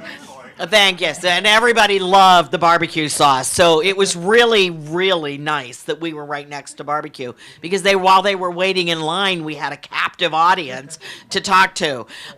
But what we started to do was say to them, are you a smoker? Are you interested in quitting? We asked them some questions. It was amazing to us how many, not only people who were either smokers or people who had quit smoking who wanted to tell us their stories. I wish I'd have had a video camera of all of the people who wanted and needed to tell us their stories because it is such a huge addiction. But they wanted to talk to us. There were colleagues and family members. One husband came in with his cell phone and said, you're going to talk about smoking cessation, right? And we said, yes. He goes, here, talk to my wife. And he handed us her cell phone. We're like, okay, all right. But it was really interesting. We talked to 600 people the first weekend and 1,000 people the second. They were not people that we had any kind of a relationship with, that we were in the middle of a corporate midway. We had one of our members who was really motivated, and he stood at the exit of one of the trucks that was handing out chewing tobacco while all of the women were waiting for their significant others to come through. And he kept saying, are you really going to kiss them when they're like chewing tobacco? And the girls are like, oh, yeah, we don't really like it. So he's handing out materials like crazy. So I think there are wonderful opportunities. And I think the mindfulness things that Kim talked about are incredibly important. The cravings don't go away. They don't go away for those of us who love chocolate. I mean, we all have our cravings, but we have to help people be thoughtful about it. The other story that I'll tell you real quickly is I had a friend who did a lot of smoking cessation work, and he kept working with this one woman, and she was like, no, I'm not ready. No, I'm not ready. No, I'm not ready to quit. He said one day she came bursting into his office and said, I need to quit today. Today, I have to quit today. And he said, well, that's really great, but why today? And she said, my dog was diagnosed with emphysema, and her dog was her constant companion. So the take-home story for me is that oftentimes people can't do and make those decisions for themselves, but they can do it for their loved ones and their family around them. So the issues of second and third-hand smoke may actually resonate with some of your communities and some of your patients in a way that can get you to the conversation that you hadn't really thought about. We've fortunately now got a regulation in Virginia where if you have an 8-year-old child or younger in your car, you're forbidden from smoking. But it's not a primary offense, it's a secondary offense, so that if they stop you for something else and they find out you're smoking and you've got a kiddo in your car, you're in trouble. But I think that's the important part. Even for the families that weren't ready to quit smoking, when they had their children there, I'd say, well, are your children going to be smokers? And they'd be like, oh, no, oh, no. So I think we really have an opportunity here to really engage communities and engage families in a very different kind of way, because there are oftentimes consequences that they haven't really thought about. Well, it's my choice and it's my life. And, well, yes, but what about your children's life or your nephews or your nieces or your mother or someone else? So we're really thrilled to be here today. Bill is an absolute force of nature. We are really happy to be involved and believe that the prevention of cancer is critically important. So I'll pass it over back to you, Bill.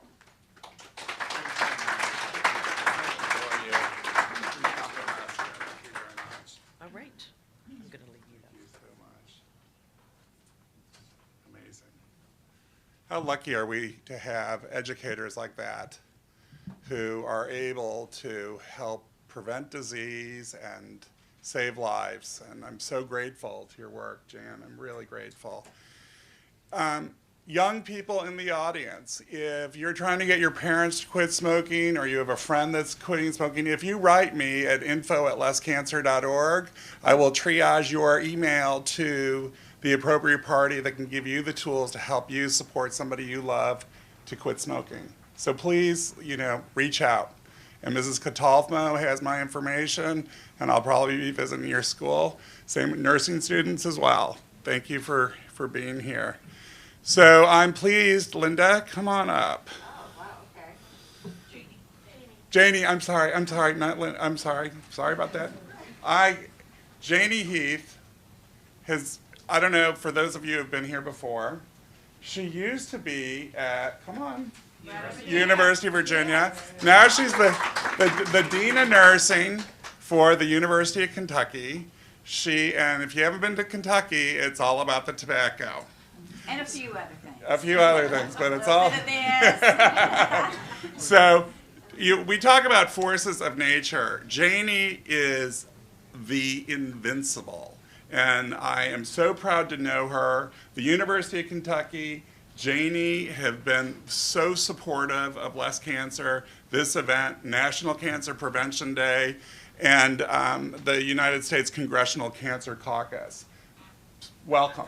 I'm going to turn that over. Sorry about the mishap. That's okay. We're just having a love fest going on over here. All of us, I was thinking about all my great times at the University of Virginia. I do have the blue. I don't wear the orange, though. That would not be allowed in my state. It's all about the big blue. But, many of the community-based research bringing in with my tobacco cessation clinics that we had there in Charlottesville using mindfulness. So it's just really great to see all of these connections and just having this wonderful audience of Highland and American and certainly UVA students. So I'm the Dean of Nursing at the University of Kentucky, and it's really my pleasure to be here. And I'm coming to you and sharing some words from my perspective as an educator, as a nurse practitioner, and as a researcher. As you've been hearing, I'm here today because of many of the other stories of individuals that are here. Loss of family members to cancer, and those transformational moments that continue to drive my passion for tobacco control. I remember my mother being a beautiful smoker. She was probably a 1-pack-a-day smoker. She had long, slender fingers with beautifully polished nails. And her fingernails were nice and long, and she would smoke Salem menthol cigarettes, and she would blow these beautiful, cool, rings, these smoke rings, and I was just, mesmerized by that. My father, on the other hand, was an ugly smoker. He probably smoked 2 packs a day, and I can vividly remember that he would just wake up every morning literally hacking up his lungs as he was lighting up his Winston cigarettes. And he would do that before he even put his feet on the ground. My mother died of a brain tumor when I was 10 years old, and my father died from metastatic lung cancer when I was 36 years old. As a nurse, I knew the detrimental health effects of smoking and tobacco use. Yet, although I was too young to have the tobacco conversation with my mother, I wasn't too young to have the conversation with my father. In fact, I never did. I had been a nurse for 16 years when my father died, and I never once said, "Dad, have you ever thought about quitting?" That's not what you do when your father, who was a field artillery Army officer who served 2 tours in Vietnam, some things you just didn't do. You just did not cross that line. So when he died, I promised myself I would start a lifelong journey of having the tobacco conversation in all walks of my nursing practice, in classrooms, in clinics and hospitals, in communities, at legislative tables and at board tables, providing tobacco treatment providing treatment to help those quit that are tobacco dependent, promoting tobacco use prevention, and advocating for resources and policies to better protect the health and well-being as others. And I'm doing that to this very day. I've been nursing now for 40 years. I thought I was in the belly of the beast at Virginia, but going to Kentucky, that's really the belly of the beast, and where the land is rich, and thinking that we are other than basketball or bourbon or about the Kentucky Derby, our rankings aren't so good. When you look at Kentucky, we're up there one or two every year. Just depends on who's running the numbers and what time of the year for having the highest smoking rates in the country. So during my nursing career, I've come across a lot of heroes that have helped, shaped, and influenced my thinking with tobacco control, and also certainly my passion. But my very first hero was the Surgeon General Everett Koop, because it was over 50 years ago where he came out with the very first report on smoking and health. Back in 1964, he literally shocked the country that 42% of our population smoke. And today that prevalence is 18%. Now that may sound a lot better, it certainly is, but that's still too many. That's 42 million. And almost 500,000, as you heard earlier from Bill, die prematurely, unnecessarily from tobacco use. And that costs us about $300 billion a year, whether that's indirect cost or direct cost. Today, my new hero is also a Surgeon General, and it's our current Surgeon General, Vivek Murthy. And he came out 2 months ago with the very first report on electronic cigarettes. So listen up. Listen up. This is the population, this is the generation that this report is about. It's about electronic cigarette use among youth and young adults. We finally have data and ammunition to help stop the debate that e-cigarettes are harmless. Instead, this report lays out in clear, indisputable terms that e-cigarette use is a risk to the health of young users. That includes nicotine addiction, harm to brain development, and we need you to be smart now, okay? We need you to be smart. Increased odds of future use of tobacco products, and that's a real concern of mine. And although not specifically addressed in the Surgeon General's report, we know that electronic cigarettes cause disfiguring injuries from shoddy manufacturing and those malfunctioning batteries that are in those electronic cigarettes because we do not have the regulation we need for our electronic cigarettes. So they're officially referred to as electronic nicotine delivery systems, ENDS, E-N-D-S, and these devices resemble literally a cigarette and typically deliver nicotine and harmful compounds as propylene glycol, which is nothing more than antifreeze, and formaldehyde. And that's just to name a couple of toxins that have adverse health effects and carcinogenic effects. E-cigarettes are also known as e-hookahs, mods, vape pens, vapes, and tank systems. E-cigarettes are battery-operated devices that heat and come in over 100 flavorings, including bubblegum, Fruit Loops, and chocolate raspberry. According to the Surgeon General report, e-cigarettes are now the most popular tobacco product among American teens.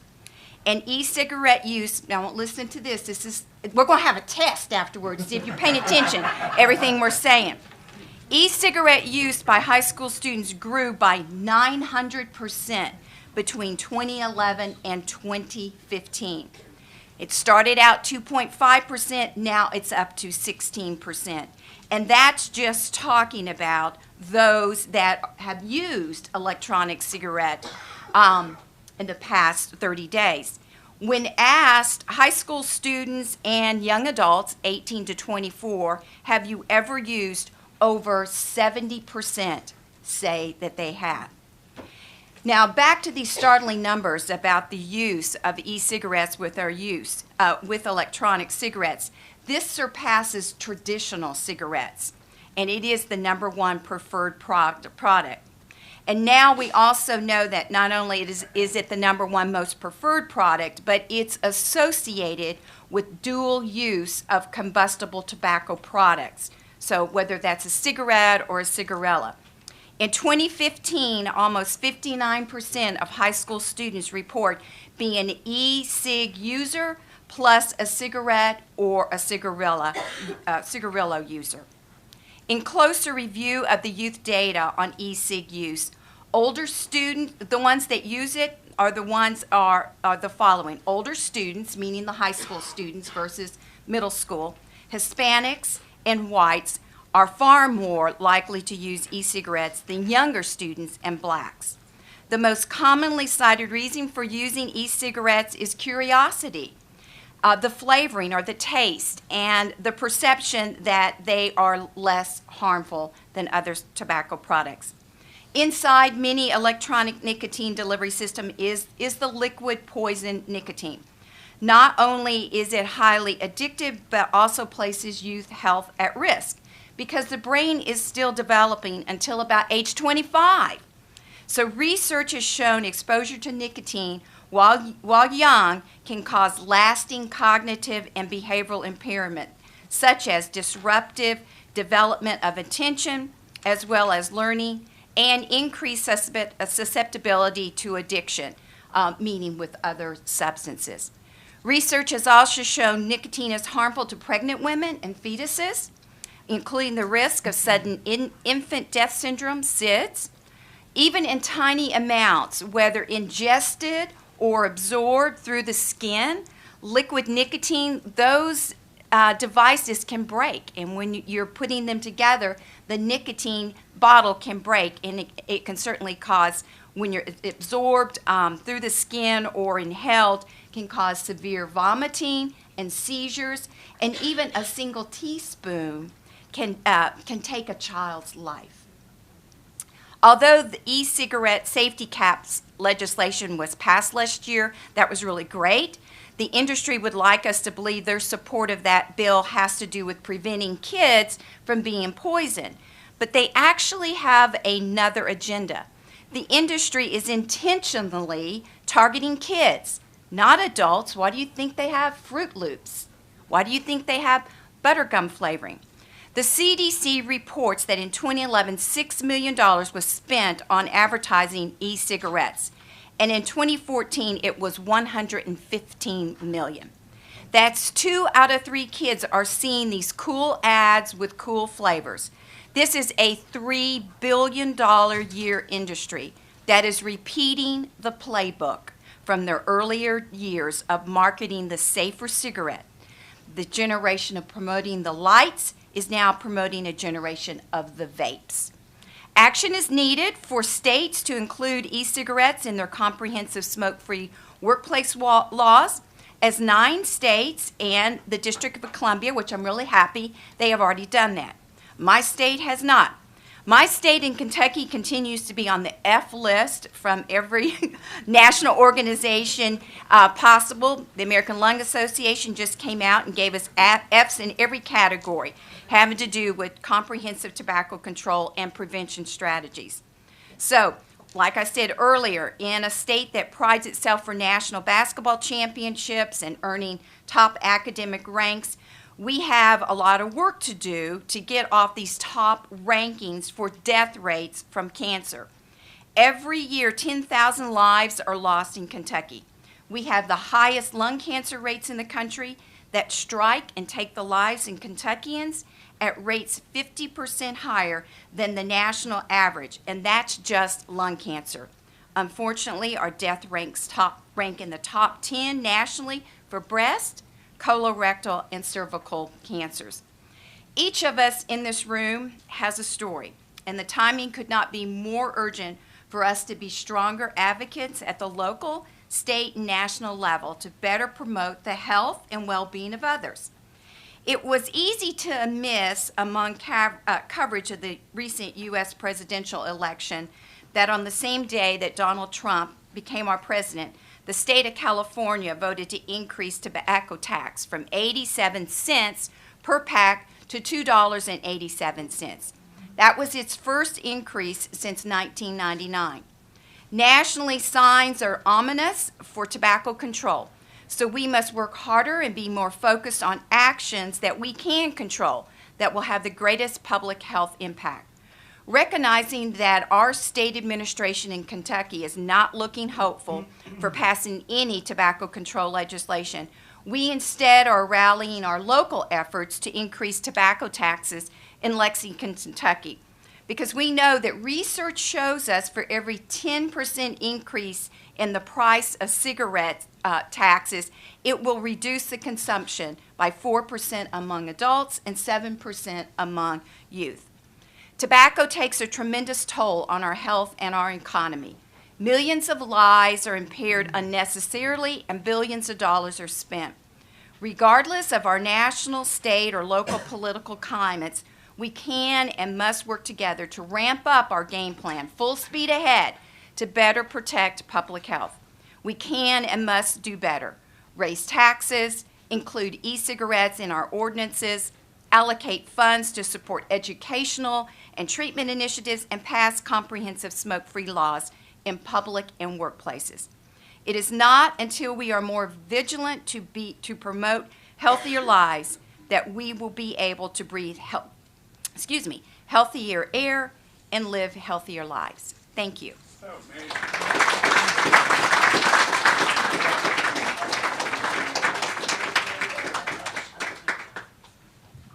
She's amazing. And I'd also like to point out that people like Janie Heath, people like Jan, were really pioneers with the idea that they, with their education, have the agency to make change. And young nursing students here and other students, we're in a position here today because you're getting the education and you're going to be in careers where you can lead the charge. As nurses, as physicians, as public health workers, you have the agency to ask for change. Your communities will look to you to ask for change. So please understand your responsibility, and we appreciate you and your work. Next up, Linda. Please, Linda Reinstein, who is doing everything to turn the clock back. Get in here a second. Is a friend to Less Cancers and has done enormous amount of work in policy on asbestos. And Linda, I'm going to turn this over to you. She's come here all the way from Los Angeles today to be with us. Please give her a warm welcome. Is that good? Yeah, I think so. Well, I'm Linda Reinstein. I'm the co-founder of the Asbestos Disease Awareness Organization, acronym ADAO. And it's an honor to be with you today. For all of the millennials out here, there's good news. I'm going to ask that you take your phones out, if your teachers will allow this. And I want you to get social during this presentation, because you, to me, are the future. So if you'd like to share a fact, make a status report that you're here at Less Cancers National Cancer Prevention Day, I encourage you to go ahead and do that. And Bill has a long hashtag, but if you can type in National Cancer Prevention Day in your tweets, we can all follow you. So I'm going to spend my time today talking about asbestos-caused cancers and how we can prevent them. Now, you've heard about tobacco, which is horrific. Do any of you know that those tobacco lobbyists, as soon as they finished or thought they had finished their work, they jumped right over to asbestos, and they've continued to do their lobbying. Another tobacco side fact is the Kent cigarettes, once upon a time, actually had an asbestos filter in them. Yes, an asbestos filter. So storytelling is powerful for each and every one of us. So not for sympathy this morning, but I want to share my story so you can better understand my work today. So it was about 14 years ago, and my life seemed perfect. I was a mother to a 10-year-old and married to my soulmate. Everything was blissful until one day our life changed forever. My husband, Alan, had a slight, persistent cough, one that you might have heard from a parent or a grandparent. It was so abnormal, I encouraged him to go in and see a physician. One thing led to another. Ultimately, after 9 months of being undiagnosed, surgery confirmed that Alan, and we were former marathon runners and black diamond skiers, Alan had mesothelioma, a cancer caused by asbestos. Like most Americans, I couldn't pronounce it, nor could I spell it, and I soon found out it was incurable and deadly. Alan fought a hard 3-year battle, And we knew while he was fighting that we had to do something. We had to turn our anger into action. So together with the Larkin family, we did co-found ADAO. And we have been mission-driven for 14 years, all about education, advocacy, and community support. Because it's so simple to us. If you prevent exposure, you can eliminate these deadly cancers and diseases. But what is simple isn't always easy. And Alan lost his courageous battle 3 years later. And my daughter was then just 13. She stood over her father knowing what was going to happen. And she said, "Dad, you're a champ. You never gave up." And with that, the screen flatlined. And I knew at that time that there was no giving up on our work with ADAO.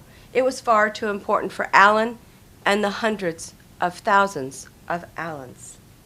So I've learned through pain comes change. So we at ADAO have made great strides in raising awareness, increasing prevention, and also shaping policy. But there's much more that needs to be done. Did you know that most Americans can't identify asbestos, nor can they manage the risks? And asbestos can be found in your home, your school, your workplace, and even in the environment. So it's so important that we share facts and stats during today's workshop so we can all raise awareness. So there are 3 facts I want you to think about. And if you can type fast like those millennials do with 2 thumbs that I haven't been able to master yet, there are 3 facts I want to share with you because they're really important. Each year, 15,000 Americans die from asbestos-caused diseases that are all preventable. 15,000 Americans, men, women, mothers, fathers, children. Secondly, without an asbestos ban, imports and use continue today. It continues today. And as I said before, most Americans can't identify or manage the risk. Now, to change public policy, as Bill knows so well, and you do an amazing job at Less Cancer, we became friends via Twitter, and I have the greatest admiration for you, your board, and your work, because you really are rocking it here in DC and making change happen. Yes, I think you should. And like our millennials know and have taught some older people, that your voice needs to be raised. And sometimes you need to do it as a disruptor, but you have to be heard to make change happen. So while promising research continues, prevention remains the only cure for our cancers and many others. It's important and imperative that people understand the risks and how to prevent exposure. So normally there would be a PowerPoint, Bill, but Bill said no PowerPoints. So I want to make this really simple for those looking around the world, and I know you have Mavis from the UK and others. There are 3 simple things you can do, and you can share this information with your family, friends, and colleagues. You need to know where asbestos might be in your home, in your school, in your community, and in your environment. If you know, you can prevent exposure. If you suspect asbestos is in any of those places, you need to not disturb it and seek professional help. For those of you here today, last year when I joined Bill, you were in the beautiful, I think it was in the Cannon building, possibly? Yeah, Cannon Podcast Room. Mm-hmm, gorgeous. Well, that's all roped off now, and they're doing asbestos abatement. Now, not news for you folks, but not everybody has the architect of the Capitol living in their home that can go in and do it cost-free-ish, like they do in the government. So asbestos abatement is very important, and you need to seek professional help. And this ties into all of the anti-smoking, which I firmly believe. But if you've been exposed, there are 2 things you need to do. You need to talk to your physician and at least let them know that you've been exposed, or maybe a family member of yours has been diagnosed, or sadly, maybe they've lost their life. But there's something more important that you need to do. And if you do smoke and you have been exposed, you need to stop smoking, because you increase your chance of developing an asbestos-caused cancer even more. So our mantra at ADIO is really simple. Hear asbestos, think prevention. And I want you to know we need to work together even more. As I watch the executive orders, which I think we would like to burn some of them, maybe all, but we're seeing a dramatic rollback in public policy. For every new regulation, we're going to be forced to give up 2 regulations. And I guarantee you somebody has suffered or died to get a regulation passed on the work health front. And when it comes to the EPA, we worked very hard, and Bill knows because he helped me. We passed the Toxic Substances Control Reform Act, called the Lautenberg Bill, and we faced the risk of having our work with NRDC overturned. And that bill is to manage the 84,000 chemicals, including asbestos, that you find in commerce and in homes now. You're young, you're my future. I believe in all of you. I'm going to be calling on Bill and the Less Cancer Board to hold the EPA responsible for ensuring that we can truly implement the TSCA bill that was signed by President Obama. Every life matters. And for those of you who have suffered cancer yourself, or fight with a family member through treatment, or stood at a graveside and buried a loved one, change can happen. And I truly believe that together we can make that change happen. So Bill and Less Cancer, thank you for giving me the privilege of speaking, and I hope that your people will go to our website and become more educated at adio.us.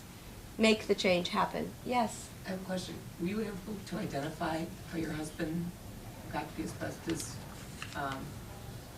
initially? So that's a great question. So initially when Alan had his symptoms and the chest cough, etc., his doctor said, "Did you ever work around asbestos?" And Alan, being a business person wearing a suit and tie every day, said, "No, I don't think so." But had the physician asked, "Did you ever work in a shipyard? Did you ever do home repairs? How about wallboard, floor tiles?" If you ask the right questions, you can identify exposure. And my husband had both occupational and environmental.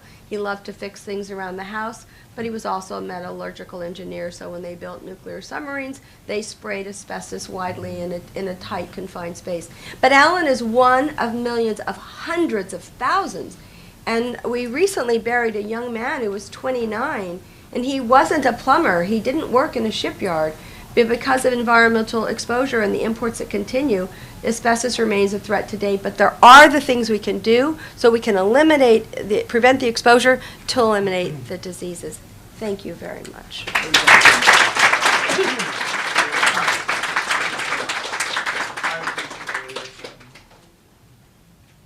Sometimes we pass each other knocking on doors like crazy salesmen. She's amazing. She is amazing.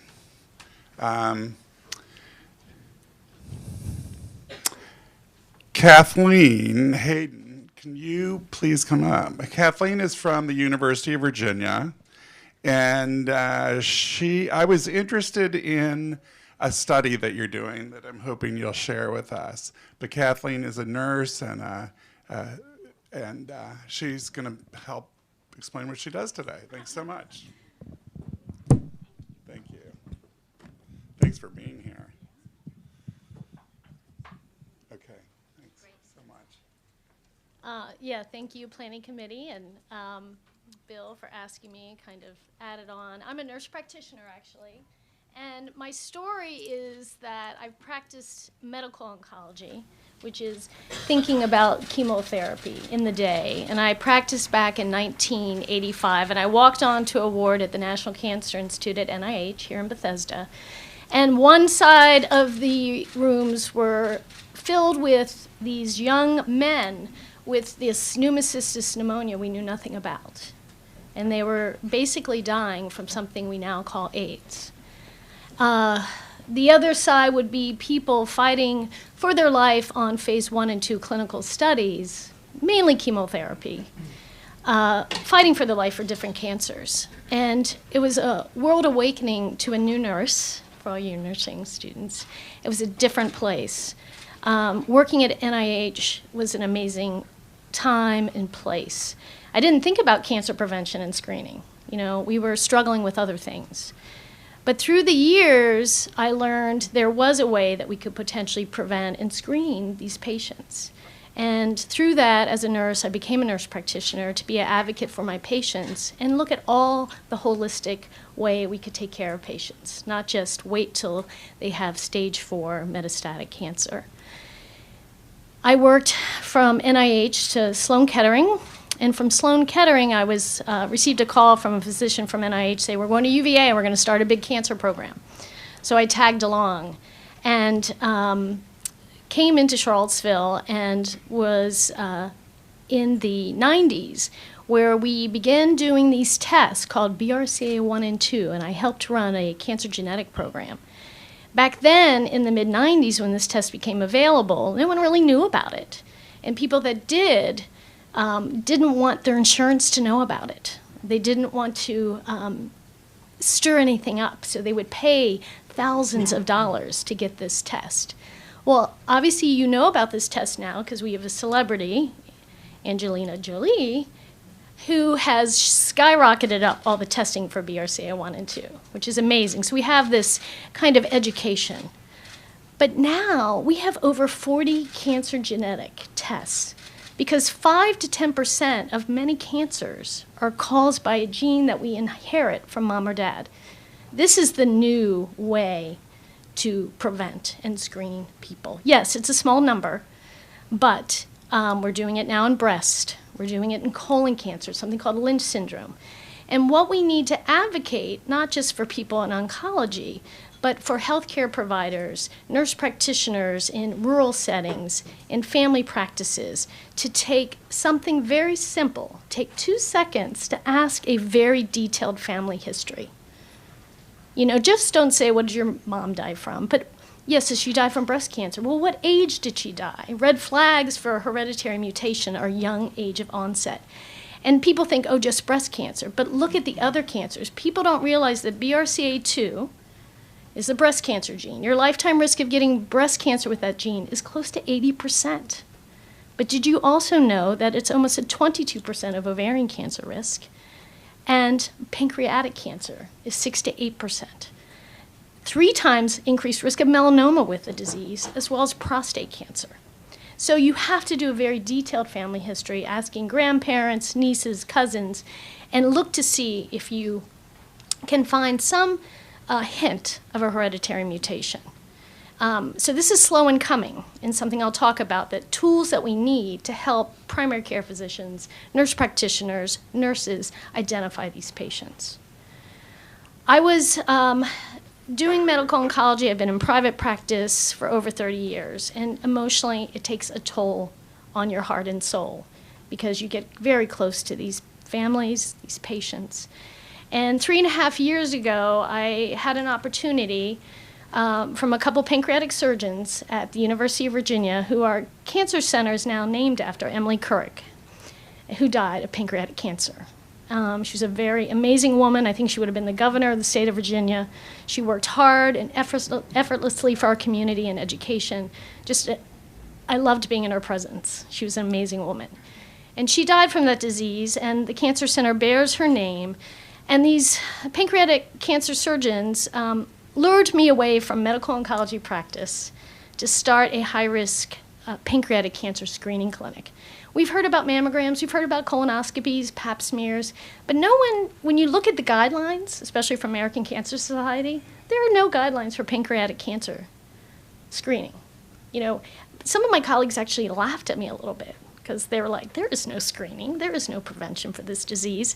How can you take this job? Well, it was a grant-funded position. It's nurse practitioner run. I run it by myself. The surgeon said, here it is, go and run with it, start it. So I'm 3.5 years in, and pancreatic cancer is rare. You have to remember, the general population is 1.5 people out of 100. So it's very small. But there are families out there, and I'll bring up one patient of mine, my first patient that kind of signed up for my screening program. He had 14 family members die of pancreatic cancer. He was a physician from North Carolina. And he came to see me. He had one aunt. We said, we got to test someone that's alive. You know, he had an aunt passing from the disease in a nursing home. And I said, let's test her. And he's like, I'm going to do this test. Medicare would only pay for BRCA1 and 2. They wouldn't test. There's 13 genes now that we know are attributed to pancreatic cancer. She was negative. She passed. He came to see me, and he said, this is 4 years ago, he's like, I want to do the whole panel, this whole 13 gene panel, which costs $7,000. Insurance wasn't covering it then. They didn't think it was medically necessary. He paid out of pocket. He had the funds, which was nice. And I told him, the panel came back completely negative, but it didn't really help us. We don't know, is there a gene we haven't discovered? Was he a true negative? Did he not have the gene that was inherited? But I said it was the best Christmas present he could give his children. We'll go from there. And every day we're learning more genetic mutations that are being seen and developed not only from the angle of treatment of these diseases, because we know BRCA1 and 2 patients actually do better clinically, interesting enough, and we're gearing treatments based on these genetic abnormalities to treat them. One is with PARP inhibitors for BRCA1 and 2. So it's an amazing science that is going on, and we need to support the science. The clinic that I started, I've seen probably over 600 patients in the 3 years. I found 1 pancreatic cancer to date. I model my program after, I have to applaud these other centers. Hopkins is one of the first that has a high-risk pancreatic cancer screening program. And they have a consensus statement. Who should we screen? We don't go and screen everyone, but who should we screen? So we do follow a consensus guidelines that was published by Mimi Canto. And recently there's a great publication, and there's resources and references, I think, on the web in 2016.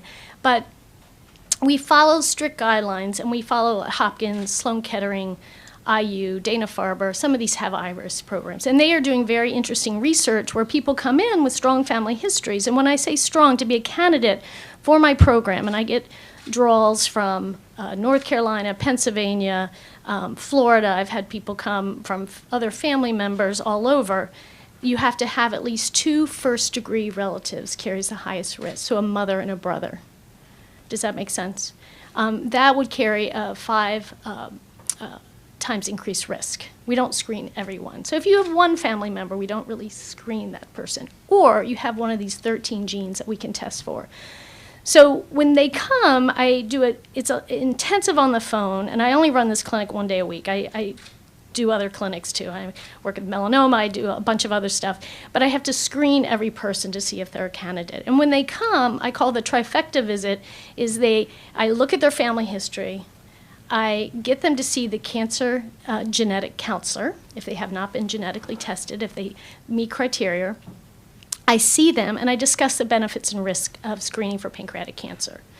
So right now the consensus is starting at age 40, or 10 years before someone was diagnosed with pancreatic cancer. We talk about the risk and benefit of either an endoscopic ultrasound or an MRI of the abdomen. Those are the best ways to look at the pancreas. There's no magical blood test we can do to screen for pancreatic cancer. So the next fight is the insurance. Will they cover screening these people that are very scared of developing pancreatic cancer? I have today gotten most of the endoscopic ultrasounds paid for. Insurances are now starting to pay for some of the MRI. MRI is about $3,000. Endoscopic ultrasound does require anesthesia, so there's some risk and benefit. And a lot of people come and they say, oh, my risk is, I can calculate the risk. A PhD at Hopkins developed a model called PancPro. And you can put in, like the Gale model for breast cancer, and you can actually kind of predict what someone's lifetime risk is of developing it. So when these patients come, we do have a really detailed discussion about that. And they come in and they're frightened. They see what their risk is. It's not really high. Is it high? The highest risk is someone with hereditary pancreatitis gene. It's STK11. That risk is about 30%. Like we talked about BRCA2, more commonly 6 to 8% lifetime risk, which seems small, but these people are scared because they do have family members that die of the disease. We decide screening. We screen them annually. I'm keeping a database of these patients I see. But the best part of this clinic is education. It is the only clinic And I've talked at the American Institute on Cancer Research. I recommend you get that on your favorites, aicr.org. It's amazing research they do. It's all evidence-based on diet and exercise. It's the only clinic in the cancer center that our average BMI, when I looked at it, was 30, close to 30. So that's obese. So that's based on your weight and height. So it's the only clinic in UVA, in many places I'm learning from the AICR, where every patient, I work with a nutritionist. So they're like, oh, it's her again. I don't want her to come in and talk about what I'm going to eat. But they're frightened of cancer, but they weigh 250 pounds and they don't exercise. So it's, we do a lot of diet consultation. We are doing follow-up with our dietitian interns to help motivate and inspire these people to lose weight and start exercising, and they get it. People don't even understand that Medicare has a great Silver Sneakers program, you know, giving them resources of where they can exercise. The other thing we add is I have these great athletes from UVA who are also exercise physiology students, and they're really fun, and they come and work. And my dream would be to have a mini gym on the 4th floor of our cancer center. Like, okay, you've met with me, you're going to decide if you're going to screen, you met with the nutritionist, now you're going to go work out, you know? And they're going to be, and we're going to train you, and they're like, oh. But that would be my ultimate. So it's, what we need to do is, it's a small clinic. It's a low population risk of people, but it's the 4th leading cause of death. By 2030, it is going to be the 2nd leading cause of death. We know there's environmental aspects. We know diabetes is the big risk factors, obesity. 365 cancers out of the estimated 4,600 cancers diagnosed a day are caused by obesity.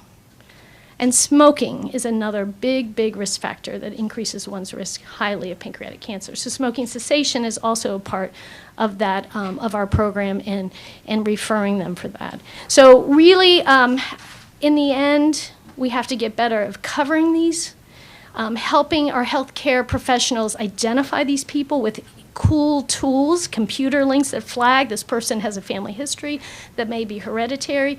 There's things in the making, but it's not come to fruition yet. We also have to support our cancer genetic counselors. Medicare does not cover their services.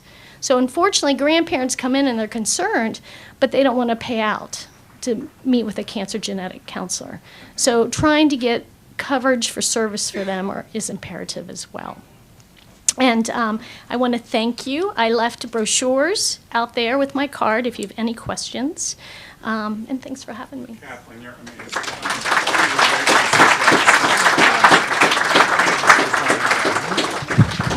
Pancreatic cancer is in my family. It's touched my life deeply, and it was the impetus for the founding of Less Cancer. We couldn't do it all, but we could at least try to go for the low-hanging fruit and the preventable cancers.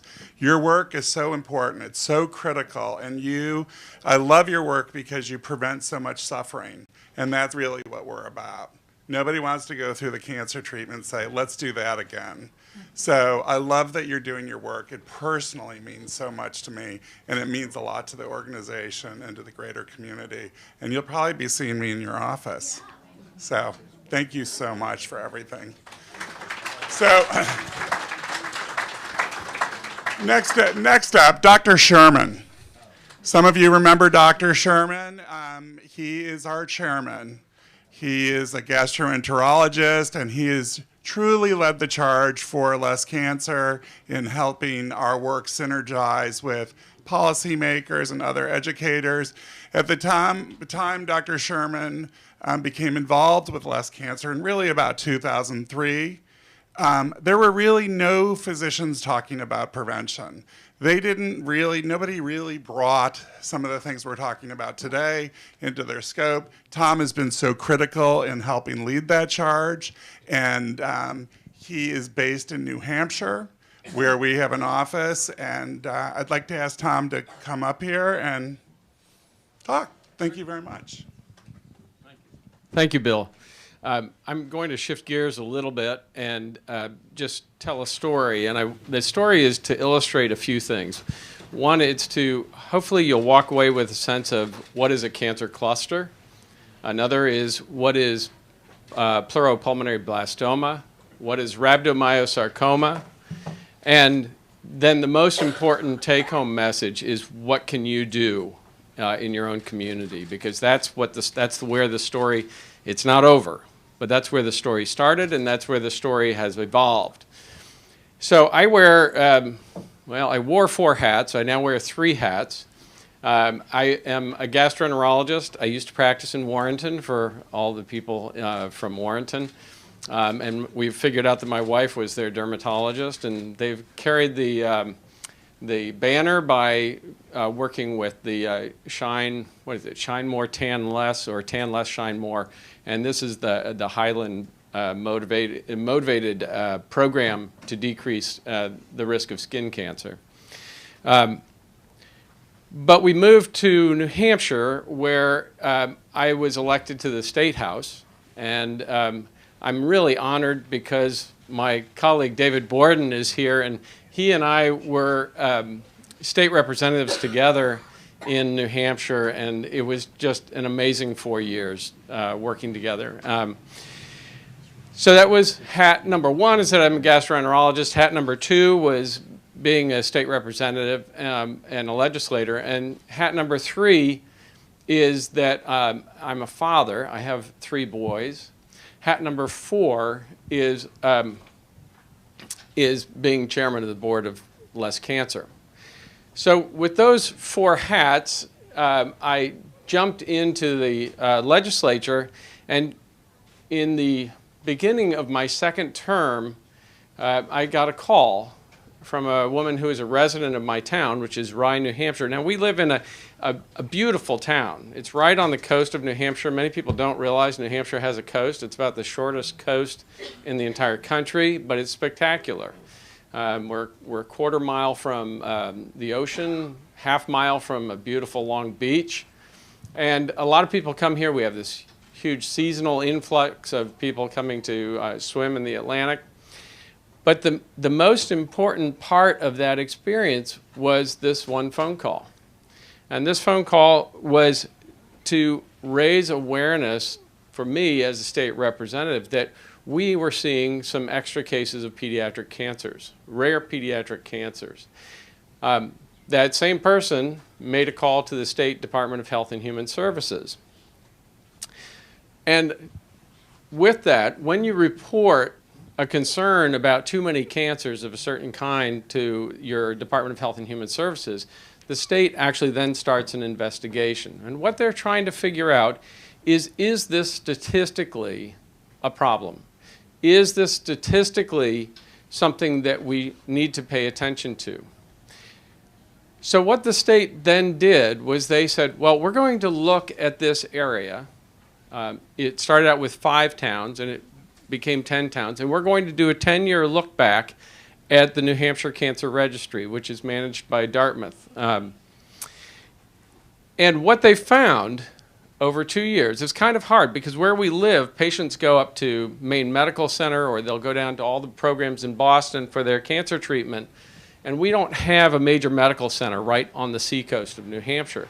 So gathering all that data actually took about 2 years. And in February of 2016, we sat down with the Department of Health and Human Services with their report. And indeed, statistically, there was a cancer cluster. So what is a cancer cluster? A cancer cluster is based on a statistical measure called the standard incidence ratio of cancers. And you look at that over the number of expected cancers in a control population. So what the department did was they identified a 5-town area that was similar to ours, and they looked at what that 5-town area, what their experience was, and then they looked at our experience. And we had a standard incidence ratio, or a SIR, that was elevated statistically, and we met the definition.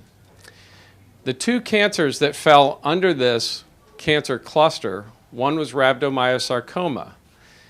It's a fairly aggressive tumor. A sarcoma is a soft tissue tumor, or it can be actually, it's a mesenchymal tumor. Rhabdomyosarcoma typically is in children. It involves the head and neck. It can involve behind the orbit. And outcome really depends on how early it's caught. The second cancer was pleuropulmonary blastoma. And in we'll call it PPB because it's hard to pronounce. But PPB really, you generally have a genetic tendency towards it before you can get it. And the children, this is actually was in the paper, so it's public knowledge, but the two children who had it in our area were a brother and sister. And the sister was diagnosed first. She's gone through 6 surgeries, and her brother was diagnosed because of her disease, and recognizing they had the gene, then they screened him and found that he had a tumor in his lung. And both of them, fortunately, are disease-free right now. So what happens when a community, a small, close-knit community, is told there's a cancer cluster in their own backyard? Well, you can imagine there's a huge public outcry. And that public outcry is led by parents who are worried that their children might get sick. They're worried about where is this coming from? Is there an environmental cause? And the result was multiple meetings with the public. And as one of the state legislators, and David was the other state legislator for that area, we were at many of these meetings, as was the Department of Environmental Services, the EPA staffed some of the meetings, and DHHS, Department of Health and Human Services. With all these meetings and all of this need to understand what was going on in our environment and with the health of the children who were affected, I went to the governor and said, Governor Hassan, who is now our senator, and she joined us yesterday, which was lovely. I went to Governor Hassan and I said, we need a mechanism for collaboration and coordination of the effort. And that became the governor's task force on the Seacoast Cancer Cluster. And when you come up with an idea like that, this is really important for you guys to understand, somebody puts you in charge. So I'm chairman of the governor's task force. And what we've done with the task force is we've gone down 2 major, what we call swim lanes. Swim lane number 1 is understanding the disease in these children specifically and looking very carefully to see if this cancer cluster, if there is an environmental cause, or what is the cause? Can we find something that's common to that cancer cluster? And when you do that, you're following a CDC guideline. The first step is you do the population level study. The second step is you develop a questionnaire that really looks at the individual exposures and risk factors that those children had. And the third step is if you are still coming up with a positive, yes, there are risk factors, or that yes, there is a sense that this may be a pattern. The third step in evaluating a cancer cluster is to actually do a case control study, and that's much more involved. And in the state of New Hampshire, and Mindy, you might be able to help me with this, but no cancer cluster investigation has ever gotten to the level that we're at right now. And nationally, it's also extremely rare that that happens. So we are at the second phase, which is the questionnaire phase, to understand the individual risk of all the children who've been affected. And the Department of Health and Human Services has reached out to Maine and Massachusetts as well to try to see if there are other cases that would fit our case definition. The other swim lane is when you start asking questions about environmental exposure, you start getting a lot more questions. So in our neighborhood, which is, by the way, it sounds frightening, but this is America. This is the way it is in all of our neighborhoods. I was talking to the students from Highland School that we have a few Department of Defense installations out in Warrenton, and they've actually had issues with some of the toxins that were dumped up on off of Bearwalla Road out in Warrenton. So this is our neighborhood. This is the U.S. neighborhood. We have a nuclear power station. We have a naval shipyard. What do they work on? They work on nuclear subs. We have Schiller, coal-fired and biomass power plant. We have the retired Pease Air Force Base. And then the last one, which didn't even make it to the initial report because nobody really was aware it was there, sitting right in the middle of this 5-town area is a landfill called Coakley. And I'm just going to talk briefly about Coakley because I think this is really, when I think about a lot of what many of the people who are here are working on when it comes to environmental toxins and environmental contamination, we have a history of at least 50 years of virtually unregulated industrial dumping, whether it's through our military or whether it's through our industry. And talking about advocacy for our future and for our kids, this is why we're here today, is there are things we do to ourselves, like smoking, drugs, obesity to some extent. But there are things that we have very little choice about, and one of those is our drinking water. So Coakley is the highest point, or about the highest point, on the seacoast. It was a great source of gravel. So they dug out all the gravel, and then you've got this pit. And what is the economic thing to do with a pit? You fill it up with garbage. But the garbage is commercial waste. It's waste from Pease Air Force Base. It's waste from towns, commercial haulers, and they just fill this thing up. But remember, it's at the top of a hill. 4 different watersheds start from the top of that hill. And this is, you think of, we're the granite state, so we've got this powerful granite. Nothing's going to go through that. But actually, this particular area is more like a sieve. It's not much of a filter. Stuff can run right through it. It's more like gravel. So the actual threat to the community becomes much higher because of gravity and because of the way water flows out of this one site, which is now filled with very toxic substances. So we identified these 5 sites. And one of the first things we did, recognizing the importance of Coakley, was the task force formed a subcommittee. And the subcommittee has gone on and held DES, EPA, absolutely accountable for the water quality for not only what's happening up on the hill, but also the surrounding subdivisions. So the story continues. We're right in the middle of it. And hopefully what you've gotten a sense of is when you have something, it takes one person, just one person, to put 2 and 2 together and come up with a notion of, gosh, there's a problem here. And when we're talking about cancer prevention, the number of lives that can be saved and the number of cancers that can be prevented by one person coming up and saying, I think we've got a problem, and reporting that problem and allowing it to be investigated and helping to drive the investigation is a life-saving cancer-preventing role.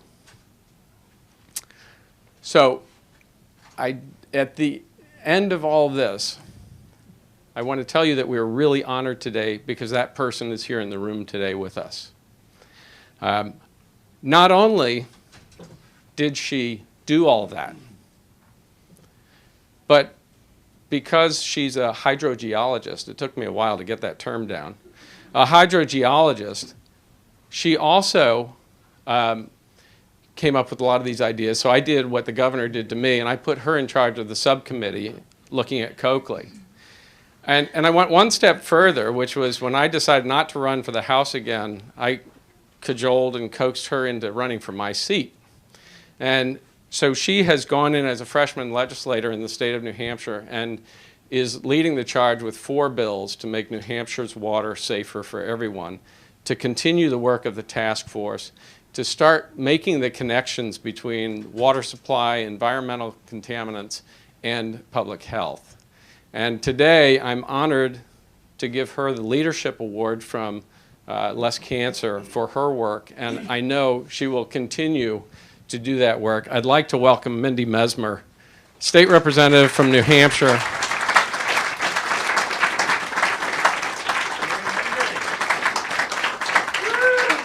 This is for Mindy. Thank you so much for what you do. And would you like to say a couple words? Just a few. Thank you so much. It's been a pleasure to work with Tom and David Borden over the last year or so, and actually a couple of years. And I just want a message to all you younger people here. As Tom said, get involved with your local politics, get involved with your local issues, contact your representatives, tell them what bothers you, make sure you can make a difference at your local level. You really can. Thanks. Thank you, ma'am.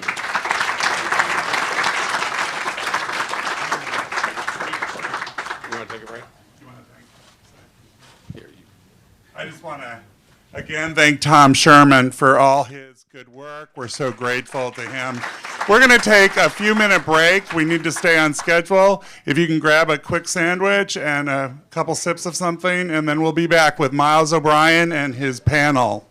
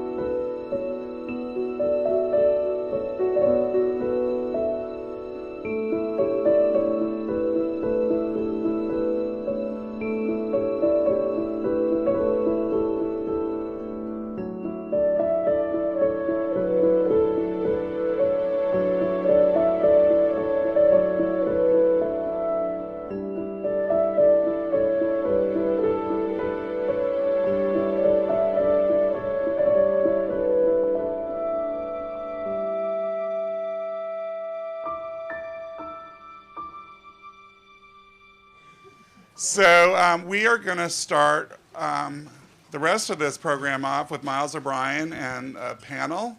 We're very excited to have him. I'm going to turn it right over to Miles. Miles, I think, welcomes you to continue your lunch during this process, and we will have a closing few words from Dr. Sherman and Andrea Zimmerman over here. For all those people that need the information on the CMEs or any of the additional credit, please see Andrea, who can explain it better in detail, or you can always reach us through info@lesscancer.org. And we will also announce other details on that front before we close out today. So, Miles.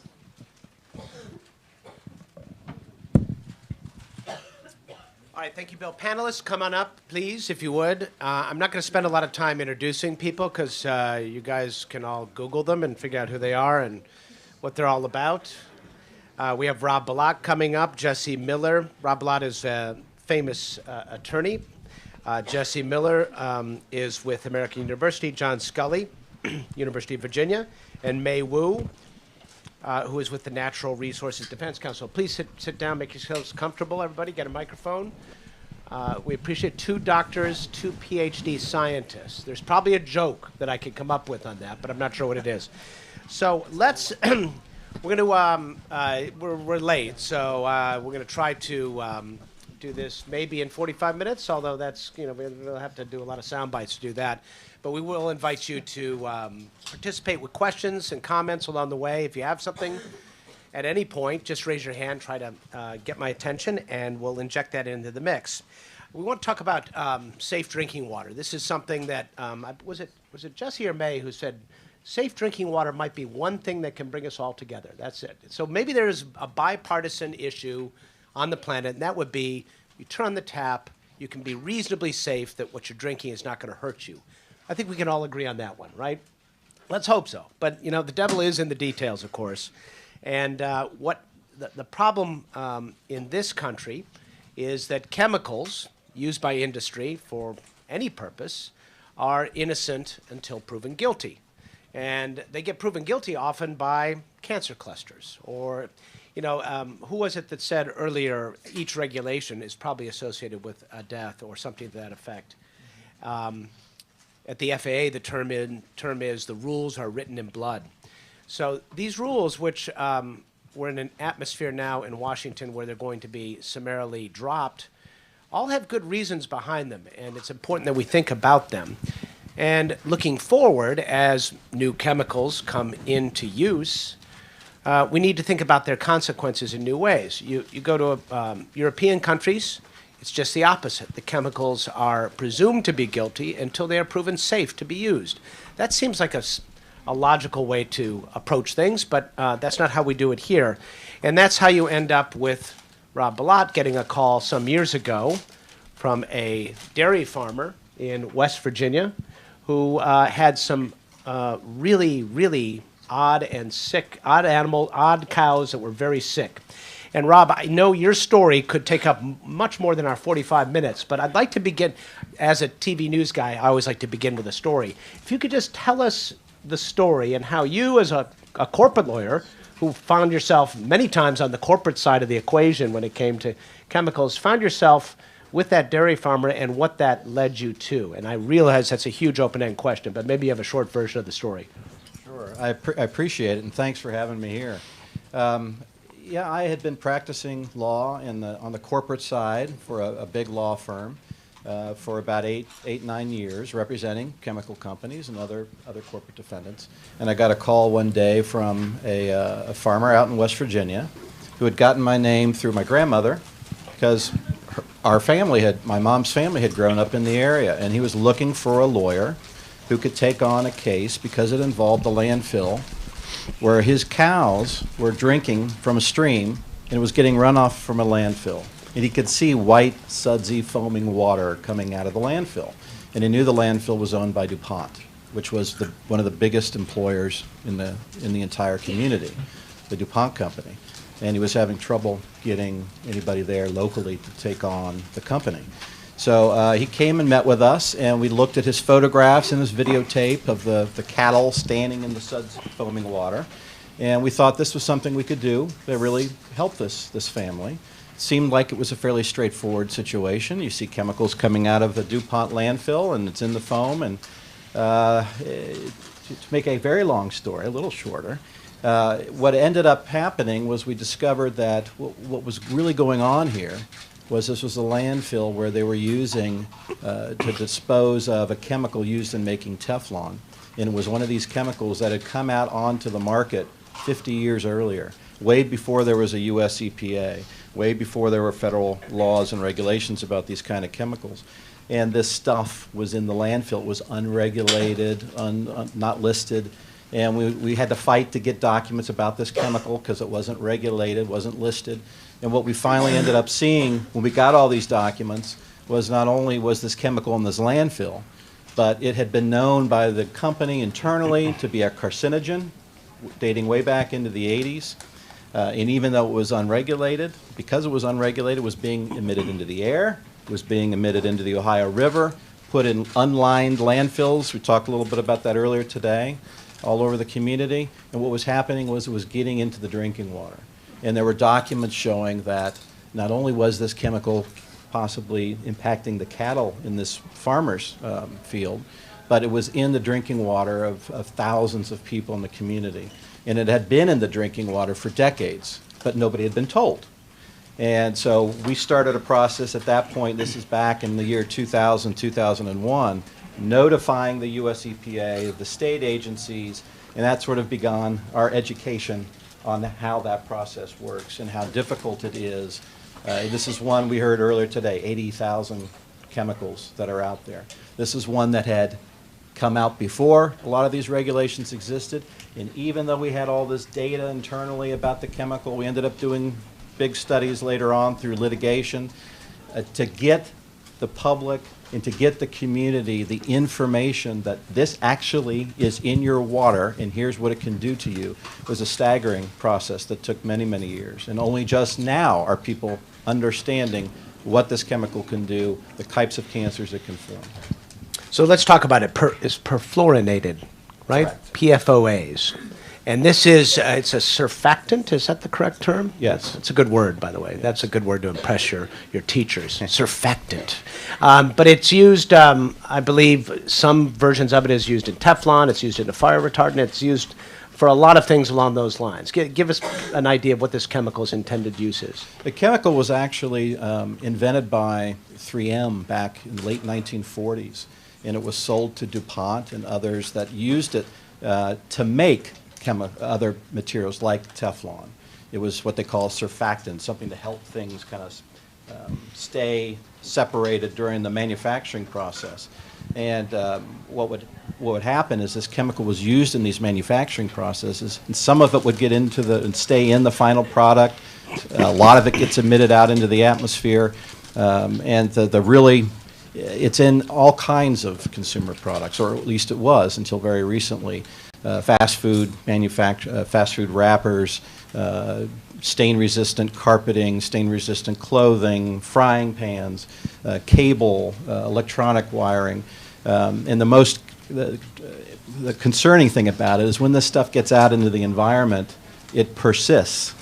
It'll stay in the environment. It's totally non-naturally occurring man-made chemical. Does not exist in nature. When it gets out into the environment, because of the chemical bonds with these perfluorinated chemicals, it'll stay for millions of years in the environment. And it gets in human blood and will stay in humans for decades, even if you stopped your exposure. And the concerning thing is that meant the tiniest little bit in your drinking water. Some carcinogens, for example, you drink in, your body gets rid of pretty quickly. But because this stuff will stay in your body, it also builds up over time. So the tiniest little bit in your drinking water, year after year after year, builds up to higher and higher levels. And that was the really disturbing thing about this class of chemicals. So PFOAs, there's some fairly good science on its link to cancer at this point, or is there a smoking gun link? That's difficult, of course, to connect those dots. Yes. In fact, the one that we dealt with primarily was PFOA, which is also called C8 over the years. But what we saw when we got into the internal documents was there had been traditional animal studies to look for cancer effects, confirming that it caused cancer in animals as early as 1988. And then, of course, the workers, human studies were done. But when and we talked, I think some of the speakers earlier today talked about statistically significant sample sizes and disease clusters. What was being done was being confirmed as an animal carcinogen. Then the companies were looking at their workers and saying, well, we're not seeing cancer in the workers, therefore it must be safe. Problem was, these were mostly adult, healthy males, not the elderly or young people that were being followed. But so when we had to go through years of litigation, at the end of the day in the litigation, we set up an independent panel to finally study the community, people drinking this chemical in their water, with independent scientists to study a big enough population so that you could actually find elevated, statistically significant rates of fairly rare cancers. And through that independent study of 70,000 people in that community, it confirmed to be causing testicular cancer and kidney cancer and 4 other diseases. So, couple of factual points. You say the industry has walked away from use of PFOA. Is that right? Is that a voluntary thing, or how did that happen? Or was that you that did that? In around 2001, 2002, when we started notifying the agency, we saw this information and documents that the companies had that showing it's in the drinking water, it appears to be a carcinogen, has all these other health problems. People are drinking it and don't seem to know about it. What we also saw was it didn't look like the federal or state agencies knew anything about it either. So we notified the agencies around 2001, and over the next couple of years, as the agency started to figure out, wow, we need to look at this chemical, they announced in 2003, US EPA, we might actually look into banning this under the Toxic Substances Control Act. I know some of our speakers talked about that earlier today. And that's a very long process under the original rule. And as soon as that possibly regulating it under the law came out, the industry groups got together and agreed to voluntarily phase out any use or manufacture of the chemical in the United States. That was announced in 2005, but they were given 10 years to phase it out. And now new replacement chemicals are on the market, which there are scientists now saying, we know about as little about these new replacements as we did the originals, and are we just starting this process all over again? So it could be a repeat. Give me an idea of, do we have any idea how many people might have been or will be affected by these PFOAs one way or another with some sort of health, whether it's cancer or something else? Well, the chemical, because of its persistence, when this stuff is released out into the environment, it gets up into the air, it can travel the entire globe, and it's now being found in polar bears, in wildlife on every part of the globe. It's in human blood all over the planet. So you're talking about a massive contamination, worldwide contamination with these chemicals. And in the community we dealt with in West Virginia, in Ohio, along the Ohio River, outside a DuPont plant there that was discharging it in that area, we had about 70,000 people we knew had been drinking it, and we studied that group. And we have hundreds or thousands of people that have these either these cancers or these other diseases linked to the chemical now. So you've got a career ahead of you litigating these cases, it sounds like, huh? I think so. Yeah, we actually have about 3,500 of those people have cases already pending against the company. So May, Natural Resources Defense Council, your logo is the polar bear, and your little polar bear has It's actually Spirit Bear. Is that a Spirit Bear? Okay. Still probably has PFOA in it. But so to what extent is this emblematic of a pattern and the way chemicals are introduced, used, people get sick, and this cycle, as he just alluded to, seems to continue. Is this typical in some respects? Yeah, it is. And I think especially the drinking water contamination problem, it's something that, a lot of people, I think like our drinking water infrastructure and everything is a little bit of out of sight, out of mind. And so unless suddenly your water main breaks outside your house or your water gets shut off, you don't really think about where your water comes from, all the pipes that kind of lead to your house and the treatment plant that's needed to treat the water, and then where that water came from in the first place. And it's most of the people in this country drink water that comes from surface water, so from rivers, lakes, and streams. And these are the ones that we really have to think about how we protect them, because, you know, when you're dumping, discharging from factories or whatever into these lakes, that is downstream. Some other community is taking that water and trying to turn it into drinking water. And the problem is that the EPA only regulates, there's only about 90 contaminants, chemicals that are regulated by EPA in drinking water right now. There are thousands more that are out there that could be, that they think are potentially in our drinking water right now. And because of a lot of different problems, EPA has a very hard time adding new contaminants to the list. So when when Congress amended the Safe Drinking Water Act in 1996, they set up this whole process by which you could add new chemicals and new contaminants to regulate under the Drinking Water Act. So since 1996, EPA has not set a single new standard without an act of Congress. So it's been, I can't do the math that fast, 20 some years, and we haven't added a single new contaminant to the list of ones that we would regulate under drinking water, which is a big problem. And then add to that that Congress is currently considering a Regulatory Accountability Act right now, which would put even more burdens and hoops and things in place to make it nearly impossible to set any new regulations under any statute here. So it's a big cycle and a lot of different points that need to be covered that are going to get missed.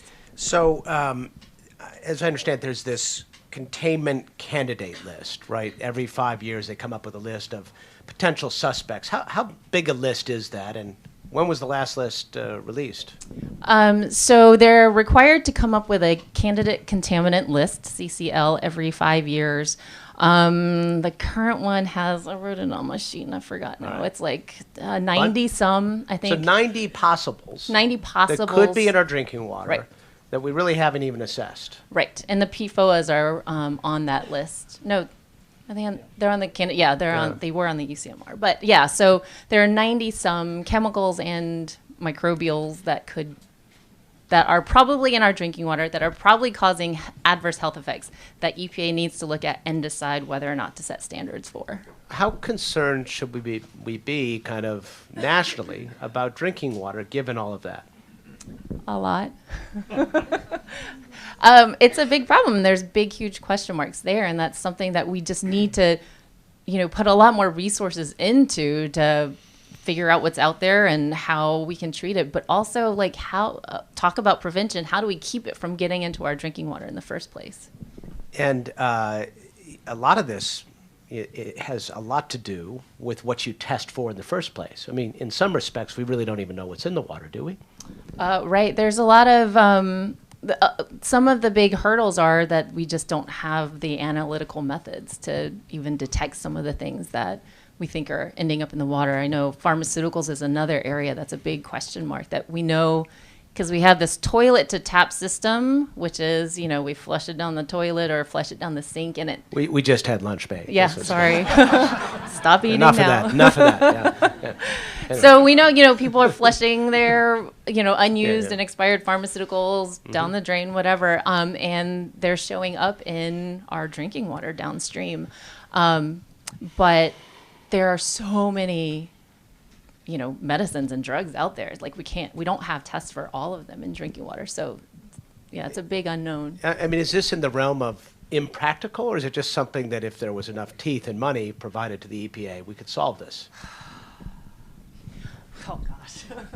And that is a purely hypothetical question given our environment, but I'm just curious. Yeah. It's probably again, there's probably like 6,000 contaminants that they think might be something in the universe of things that might be contaminating our drinking water. So that's a lot to come up with. A lot of money and a lot of effort could be done to address it. But that's why, again, prevention is a much easier way to deal with it. To like, let's just not get it into our sources of drinking water in the first place. So in other words, assess the chemical before the industry starts Absolutely. using it. And Absolutely. is that practical? Because you want to build a better pot or pan, and you're in a hurry to do that. How do you prove it's safe to use PFOA? I mean, it's a tough burden of proof, isn't it?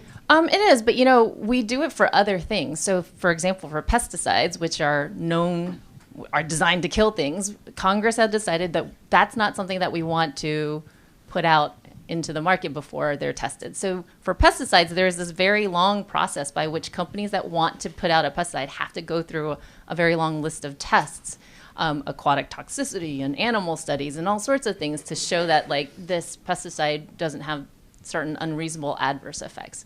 So you could do a similar thing with all these other chemicals before they're put out into the market. So Jesse, let's talk about some of the emerging threats that are out there. What chemical, with thousands of chemicals to look at, how do you even begin the process of identifying where the trouble might be? So I think that, I'm coming at this from an environmental exposure perspective of cancer prevention. And so I think that thinking about, like May said, thinking about prevention from the beginning. And you can really think about the chemicals that you could be exposed to in two categories, maybe those that are regulated and those that are not regulated, like May was saying. And so it's those that are not regulated that are the big question mark. The big ones that are out there right now, some of the ones that are a little bit, the non-regulated ones include, chromium-6 is a big one. So wait, now just so people are aware, that Sure. do you know the film Erin Brockovich, you youngsters? You ever see that? Okay, well that's chromium-6, and that if you watch that movie, you have the impression that she single-handedly solved that problem, but it persists in California and elsewhere. Go ahead. Yeah, so, and it has actually been found in drinking water all across the U.S. And it's a pretty bad actor. I mean, we know that, right? It's a known carcinogen, yes. And so there are actually, and when we say known carcinogens, there are very few that the government labels as known carcinogens, and chromium-6 is one. So it is, and so to have a known carcinogen that is present in drinking water across the U.S. is a big problem. And how does it get there? Well, it's not naturally occurring. It's very rare to be naturally occurring. So most of it is coming from industrial processes, textile manufacturing, stainless steel manufacturing, metal plating. And it's also been found a lot in coal ash as well. So in one of the byproducts of the coal industry also. So why is it still there? If we know, I mean, the bar is set very high to prove something to be carcinogenic. I mean, that really takes a lot. And the fact that it still persists, what list is it on? Well, I mean, you ask why it's still there. It's persistent. It sticks around for a long time. And it is not regulated at the same level as other chemicals. And so even though that's part of the reason that it's still there is that it's not regulated, not federally at least. And so, however, California, New Hampshire, I think, and New Jersey maybe have regulations for it. So there are. So just to be clear, this is a known carcinogen, a celebrated story. Hollywood made a movie out of it, and there is still to this day there hasn't been a federal assessment of this. And when you get under the hood on this and you look at it, the review panels that the EPA sets up to look at chemicals like this are stacked with industry cronies with all kinds of conflicts of interest, with links right back to the companies that produce the chemicals and the industry that makes the chrome plating, or et cetera, et cetera. And you go to these hearings where they're assessing these chemicals, and it's stacked with industry people who are really putting their thumb on the scale. And I know you may or may not want to agree with me on that, but I just wanted to get that out there, that this process is not only slowed down and hampered by a lack of funding for the EPA, but it's also been corrupted by industry. I think to differentiate between the science and then what happens after and how the science is used is a big issue. Because there is scientific evidence that shows that it has these carcinogenic effects, and then how that evidence gets used. And some states have taken it and have moved forward to do something with it, and other states are thinking about acting as well. But taking a cue for the so-called tobacco playbook, there's a lot of junk science out there on that gets into the mix here. And so that's why you end up with a hexavalent chromium still on the list. So, John, let's talk about, some of this has to do with, we've been talking a lot about infrastructure here. And while, lead is not a carcinogen, I think somewhere between 6 and 10 million homes still have a lead service line between the water main and the tap. And that's where the rubber meets the road on cost, right? To dig up all those lawns and put in a new service line. That, I don't know how many billions that would cost, but I'm told that the overall water infrastructure bill, if we really wanted to fix it, is about $1 trillion, something like that. Give us an idea of whether we're spending anywhere close to that kind of money on improving our infrastructure for water delivery. Well, first, thank you all for inviting me here, and I think to get that percentage of up from 17% of solving cancer problems needs to cast a wider net, and so I'm glad you're engaging with the materials community, and we're here to help. We've spent a large part of our department's effort, but not only on what I call green materials, so we've looked at lead for a long time. We've actually looked at chromate more, and I could say a few things about chromate. Please if you don't do, mind. yeah, go So ahead. I don't know, I'm not the legal person, I'm the science person, but one thing I will say is the military has mandated replacement of chromate, and it's caused a lot of funding. It's brought about a lot of funding in materials science, and the cancer, the carcinogen information is there, but then there's the question of what do we replace it with? It's used as a corrosion inhibitor, and as I was telling Miles on the phone, so, we should not sacrifice public health at all, but it's used to keep airplane wings from cracking, for instance. So you've got, unlike the tobacco issue, which is a bad habit and no positive use, we've got chromium used.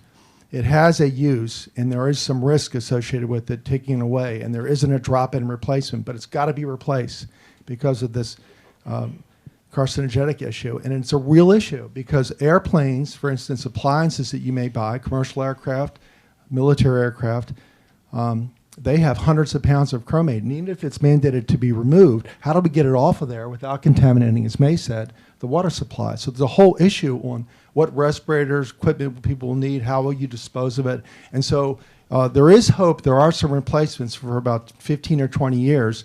There have been some alternative candidates, but industry doesn't get incentivized to do that until there's regulation and until there's other driving forces. So you had mentioned these panels being loaded with industry participants, and I don't disagree with that. But what you see is that certain states that want to sell their equipment, for instance, in Europe, they cannot sell anything with chromates in Europe.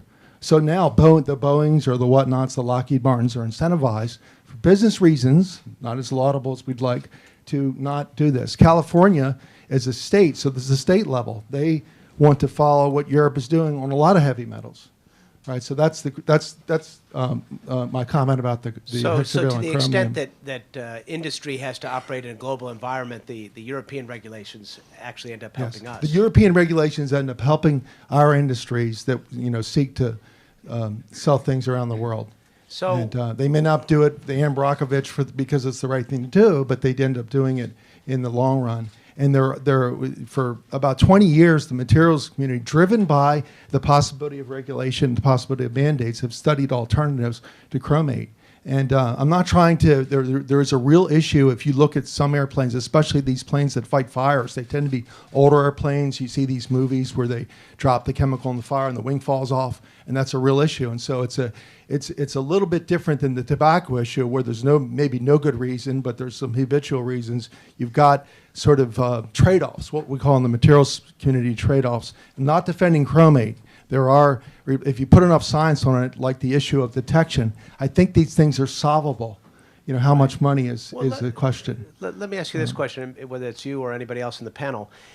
Is it incumbent upon an organization like the EPA to, at the bottom of the ledger, consider not just what the impact might be to ingest it, but also what would be the impact if it was not used on that airplane wing, and figure out in an actuarial way where are the lives? Right. Do you So have I'm to just do making that? a small point. Yeah. That's right. There's the risk assessment Yeah. with multiple risks, and there is some culture too. In the military, there's a big, in any kind of design process, there's a big penalty for for doing something wrong, finding a replacement that doesn't work, and there's a catastrophe. And there's not as much incentive, and there should be, for replacing it to deal with these long-term health And effects. if you're designing an airplane wing, you're not thinking necessarily about what you're drinking when you open on. But there's also, I'm tap, going to go back to lead a little bit, and I should let other people, chime in. But the lead issue, one of the things we were talking about, like with asbestos, is documentation. It's not documented. So in Michigan, Flint, Michigan, which we've spent a little bit of time working on, they had 45,000 index cards in a municipal building trying to say where the lead pipe was. They don't even know where it is. They were accusing people, residents in Flint, of having high lead levels at the tap because they had lead. They had done something wrong in their home when the municipality didn't even know where the lead pipe was in the water system.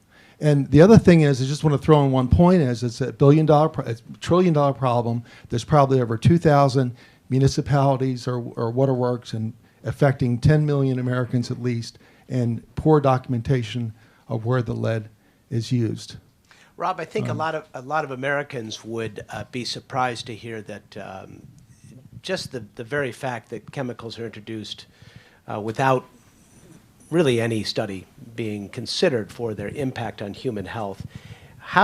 Why is it that way here? And what did when and where? How did the Europeans get better at this? Why? Well, the American system really started in 1976, the Toxic Substances Control Act, and was really focused more on the new chemicals coming out, and really didn't focus on. And one of the ones I was working on most was one of these already existing chemicals. And in the European situation, and I'm overgeneralizing here, but as you say, the concept was to come up with legislation that would require all of these things to be analyzed, tested, reviewed before they go on the market. And that, what I think was the intent of the recent revisions to the U.S. system, was to try to make that more in line with that concept, and to have more testing done, more study done up front before these things come on the market. And obviously that law just got changed. I think it remains to be seen how effective that is, and whether that does really create a different approach toward these kinds of issues in the U.S. May, what do you think? Is there a change? Will the TSCA change it?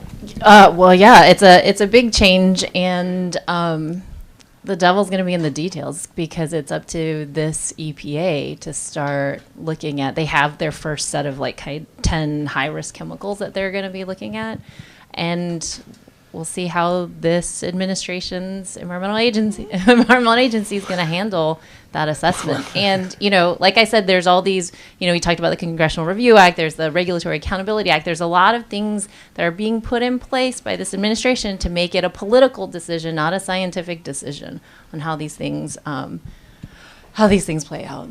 It's a little bit troubling. Let's talk about the administration in a moment, but the one thing does occur to me. If you're talking about a drug, you go to the FDA, and we all sort of familiar with that whole process. Anything you ingest as a drug, you would have FDA approval. In a sense, should drinking water be under the purview of the FDA with that kind of thinking, or is that it's kind of a gray area, isn't it, in some respects? It's an interesting idea, but it kind of, we still have to remember that drinking water is still a whole system, right? So we have the environmental impacts that are causing this downstream stuff. So I don't know that FDA is equipped to look at the environmental impacts from. Well, yeah, I'm not saying they the necessarily have the Yeah. horsepower to do this, Yeah. but that approach might be a different way of looking at it. So anybody else want to talk about Europe versus the U.S.? Yeah, go ahead, Jesse.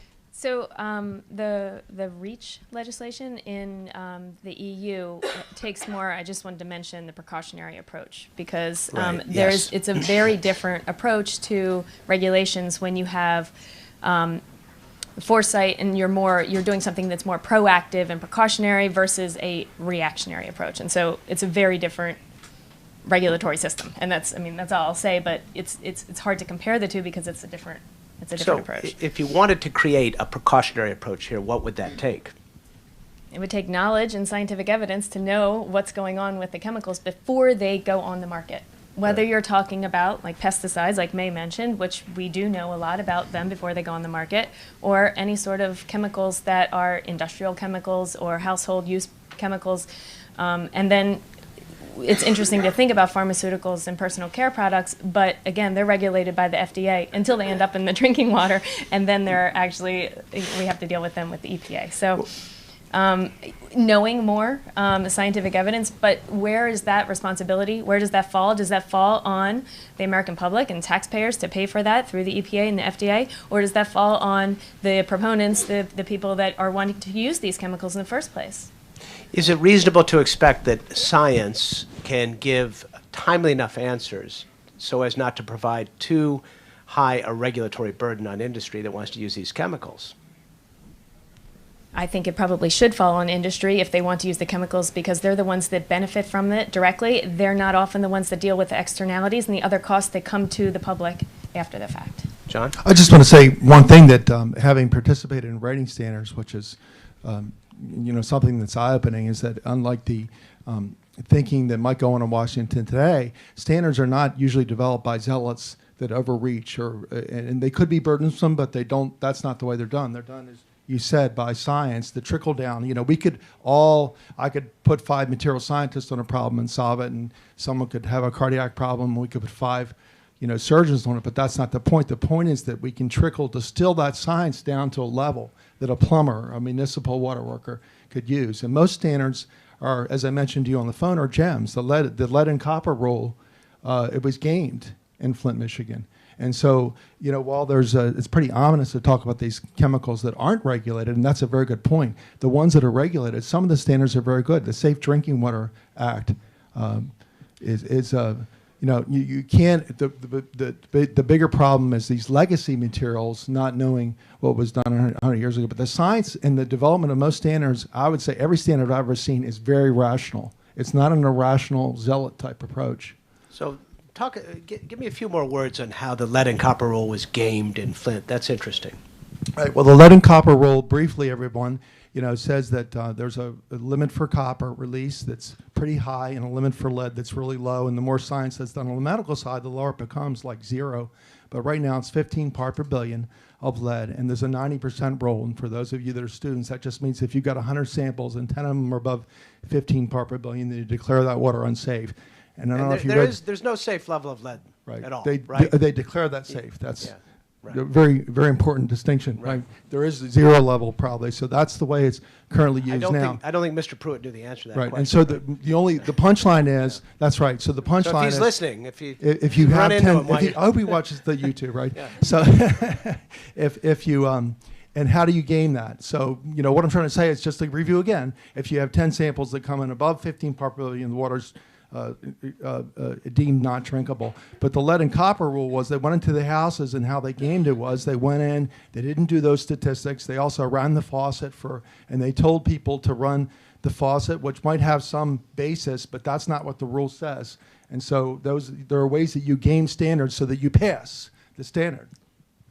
And people get hurt. And then people get hurt. Yes, sir. So any more words it may? Go Well, ahead. I just wanted to Yeah. highlight again, Flint had no violations of the lead and copper rule. That's how you know that there's a problem with the rule. And, the way he talked about, there's definitely different ways that you can take the samples, how you choose where to take the samples. So maybe that there are homes that aren't necessarily serviced by lead service lines. Do you go there? And there's so many, there's a whole list of different ways that the samples could be taken that would miss a problem. And the other thing that I agree totally, and the other thing that they did there, along those lines, is that they are given 6 months to comply. And that's kind of crazy if you think about it. One of the tests that I've done in my laboratory this summer, unfunded, I just had for you students, I had my graduate students and undergraduate and high school students just opt in to do this. This wasn't their thesis research. We didn't have time to write a proposal. The people in Flint, Michigan deserve some help. We're very fortunate at the University of Virginia, so we were doing tests at 5 o'clock in the morning or 2 a.m., and we did some tests on this. So it takes a long time for some of these inhibitors to work, or for you to build up films where you don't release the lead, and they're given 6 months to comply. But they were so far above the level that there was no hope of ever complying. And then meanwhile, people are ingesting lead. And so that's another way. There are multiple ways in which the system was gamed. What's the motive for gaming the system? Is it just nobody wants to bother? Yeah, to avoid the violation. And it's not just the lead and copper rule. There's a lot of, like I said, EPA regulates about 90 different contaminants, and there are different ways to game the system for all of them. So you can get, the way it's set up, you can get monitoring and reporting violations, or you can get a violation of the health-based standard. So some systems for some of the rules may decide, let's just not sample for it altogether. I'll get a monitoring violation, so I don't get the health-based violation, which requires things to be done. But kind of lost in that is that people are getting sick. Yeah. I mean, let's not forget that. All right. So what are we going to do about this soon-to-be confirmed EPA director? Rob, what are your thoughts on if drinking water brings us all together? Will this be the one area where the EPA will do its job? Well, I've heard other speakers Put already. the mic up. Yeah. Sorry. Yeah. Other speakers have already said this today. I don't think clean drinking water is a Republican or Democratic issue. I mean, I think everybody would. How can you get up and say you're not for clean drinking water, or you want to continue having carcinogens in your water? So I think it should be a fairly straightforward thing to do. And, I think what's going to be an interesting dynamic, though, and I think we're already seeing this to some degree with the chemical I've been dealing with PFOA, which is at what level? Is it going to be something dealt with as a national drinking water issue? And I know you talked a little earlier about the way the current system works. In order for something to be regulated on a federal level, you first have to show that it's a national problem. And so EPA requires people to go out and start sampling for these chemicals.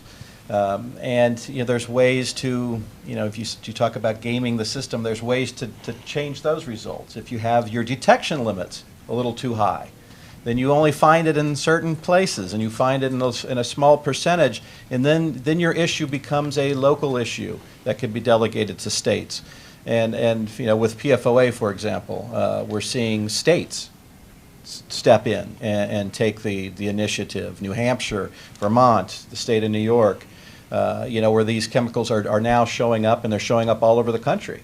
You got firefighting foam in all these military sites across the country. You have states that are stepping in and saying, we can do this and we can do it quicker. The concern is states like, for example, that I dealt with, West Virginia, that claim we don't have the resources, we don't have the toxicologists, we'll wait for EPA. So it'll be, I think, very interesting to see how that dynamic plays out, particularly in states that lack the resources to do that kind of work. My understanding, there are certain states right now that take primacy over the EPA when it comes to drinking water. I think Wyoming is sticking in my head was one of them. And it's interesting because most pollution issues, if you start with climate change, that's global. Air pollution is at least national. Drinking water is one that could be solved at the local state level. And so maybe this is something that state legislatures can push for. Are we seeing any other, are you seeing some real action on that front? Anybody? Go ahead, Jesse.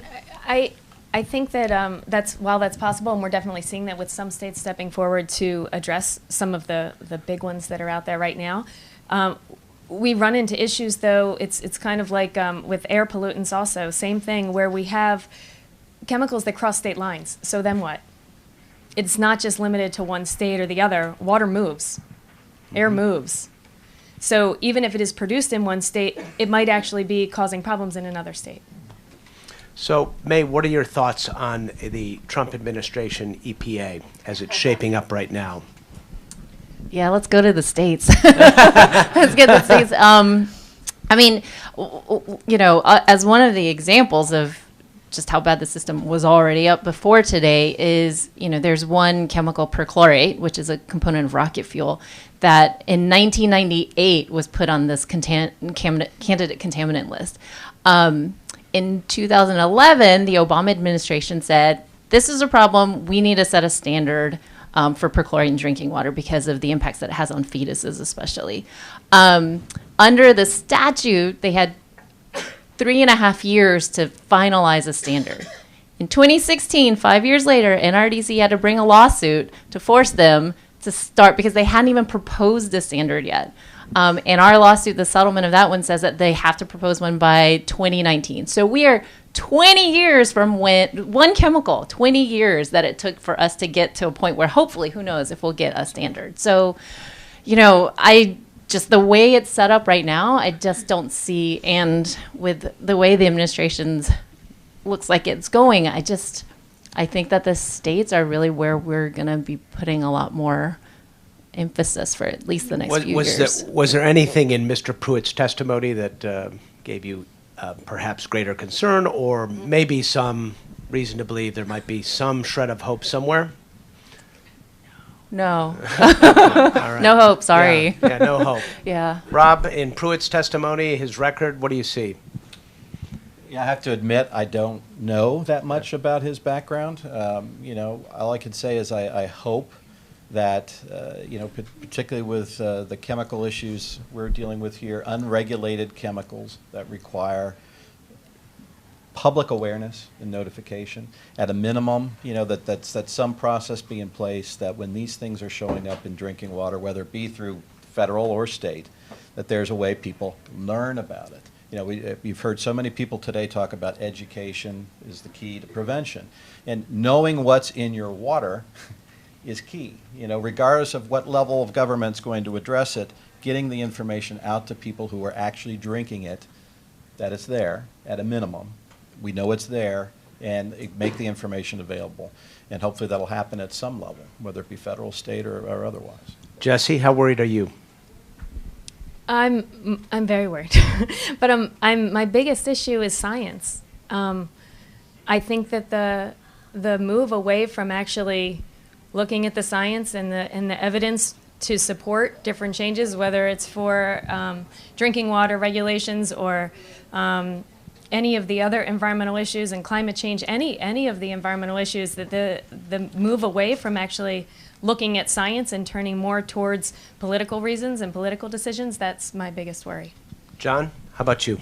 I would agree with everyone on the panel. I would say that, again, that these proactive approaches are much better in the long run. If we took we're interested in public health, but if we took a strictly business point of view, these would be smarter ways to go. I mean, the cost of asbestos or handling the lead drinking water issue after the fact is enormous compared to the old saying, an ounce of prevention is worth a pound of cure. And I really think it's not wise, and to politicize it is unfortunate, but it's just not a wise, even business decision to make. And I think that maybe the states are going to have to take this on more. And you think people have a right to clean, safe water, and they do. These people in Flint, Michigan can't defend themselves, and that's why it's great that people jump in and help. Mark Edwards at Virginia Tech, for instance, who was a whistleblower along with Mona. Atasha. So I just think that, people will have to go down the state level or maybe even individual test kits. I mean, there are some innovations that I have hope for. That should people be responsible for their own water? No, but it still can be technically achieved, though. Well, that segues to the last area. What can we be doing as individuals? Is that one of the things we should be thinking about? Well, I go back to the science, and again, it's the question of who's going to fund the science, because if industry's not going to fund it, I totally agree. And if government's not going to fund it, I'm not sure. You could start foundations that fund stuff. I mean, I think that is probably a way that will have to be considered. That we have foundations that fund these things that are necessary, whether the government agrees or not, if they're going to politicize it. But I think there are some technological innovations.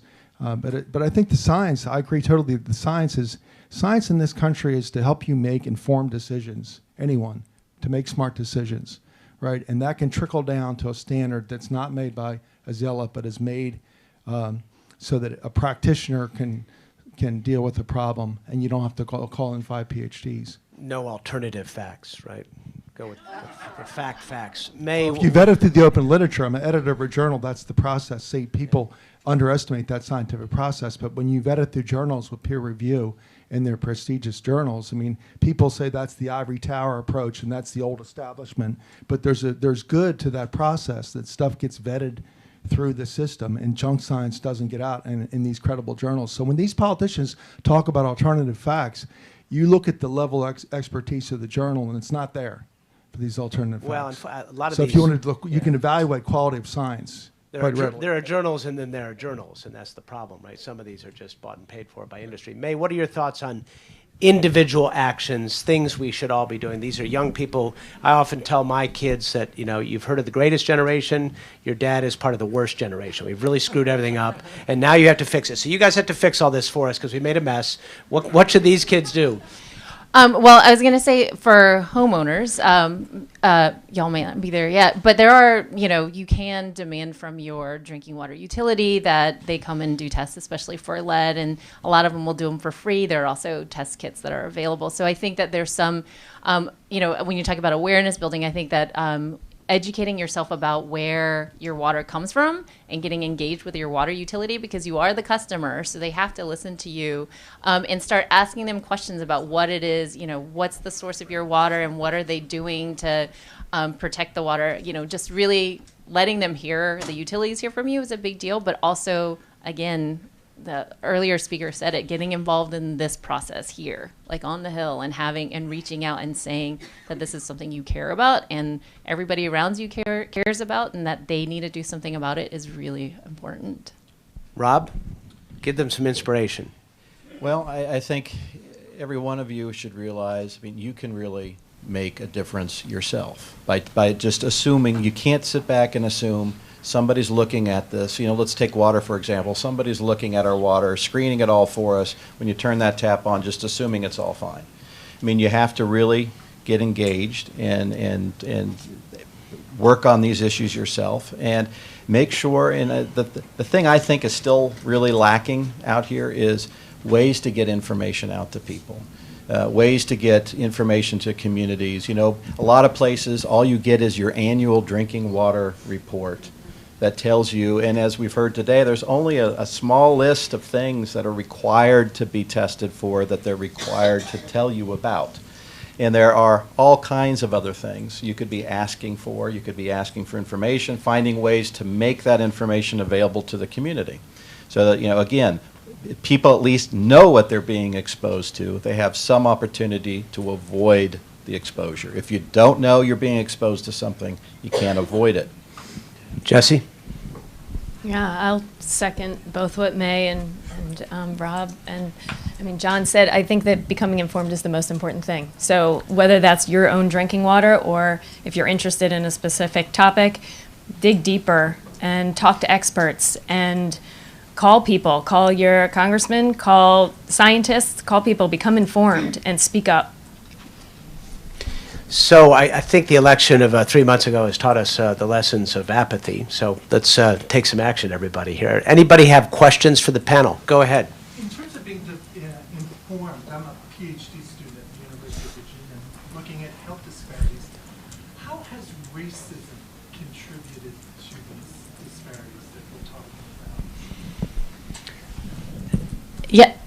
It does. Environmental. Is it race or is it socioeconomic? Or well, both? I think they're very closely Hard intertwined. To pull those two apart, Yeah.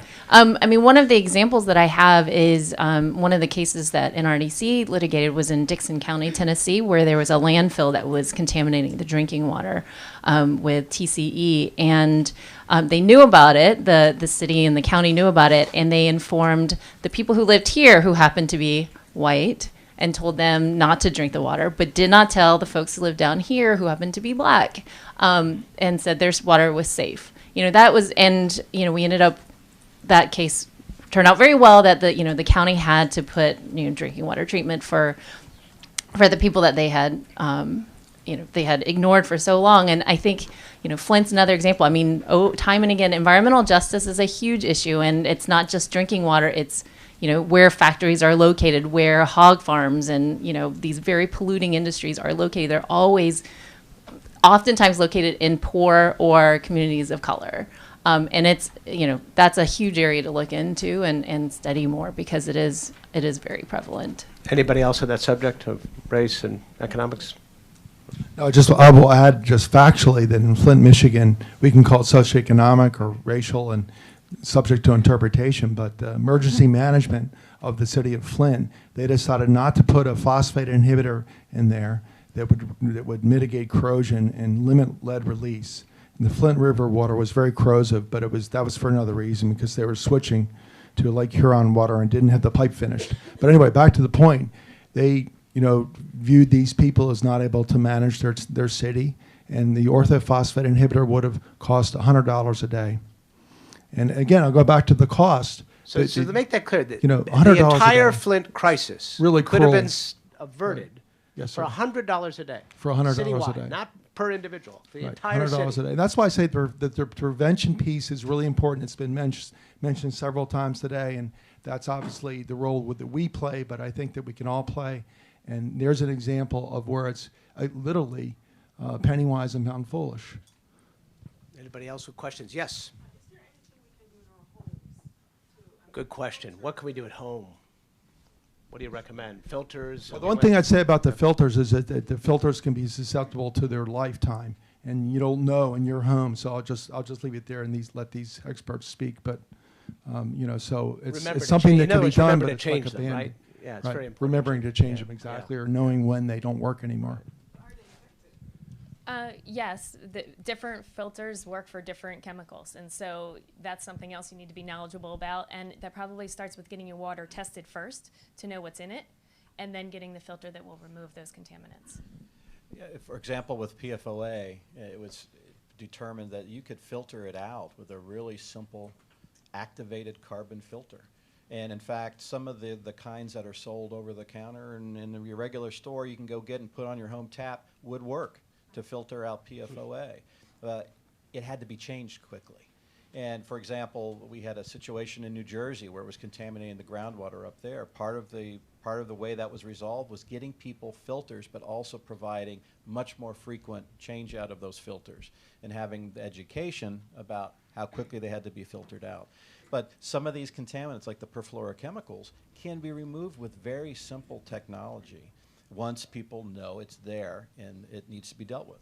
And just to be a little more detailed, so if you go to the NSF International website, they certify water filters, and you can actually click on it and pick like the kinds of chemicals that you want to filter out, and then they'll pop up like a list of the filters that are certified to remove those specific chemicals. Because if you happen to live in a more agricultural area and you're more worried about, like, say, pesticide runoff versus if you live in a super old home and might have lead in your water, that might be a different kind of filter that you'd want to do. So that website should help.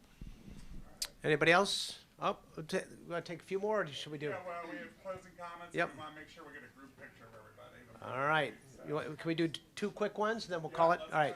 Go ahead.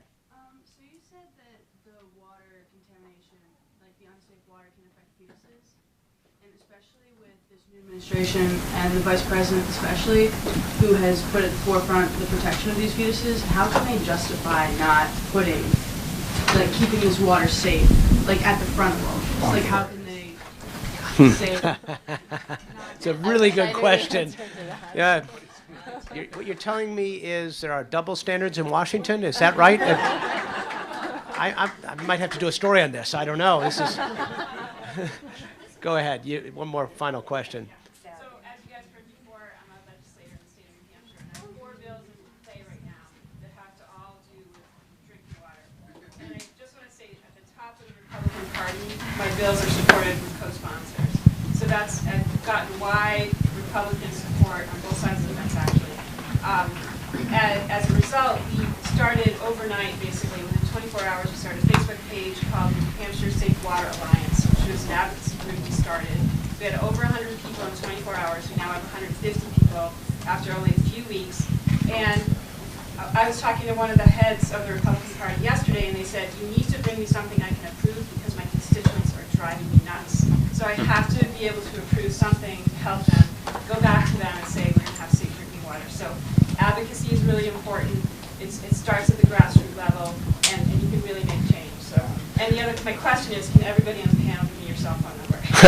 All right. So I guess the moral is we can't take anything for granted. We can't take the environment for granted, the water that comes out of your tap. At this point, I don't even think we can take our republic for granted. So by all means, stay in the game, stay vigilant, especially over the next 4 years. Thank you very much for your time. Thank you, panelists.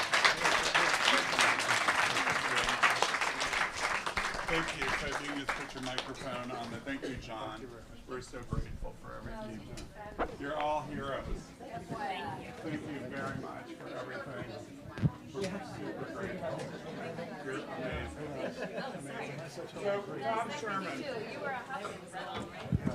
Okay, everybody. Tom Sherman's going to say a couple closing words, and then if you can sit tight, we're going to come up here and take a photograph at the end. So we're going to keep the words short, and Tom, and then our pictures. Thank you, Bill, and thank you all for coming. I just hope you realize, is John Groupman still here?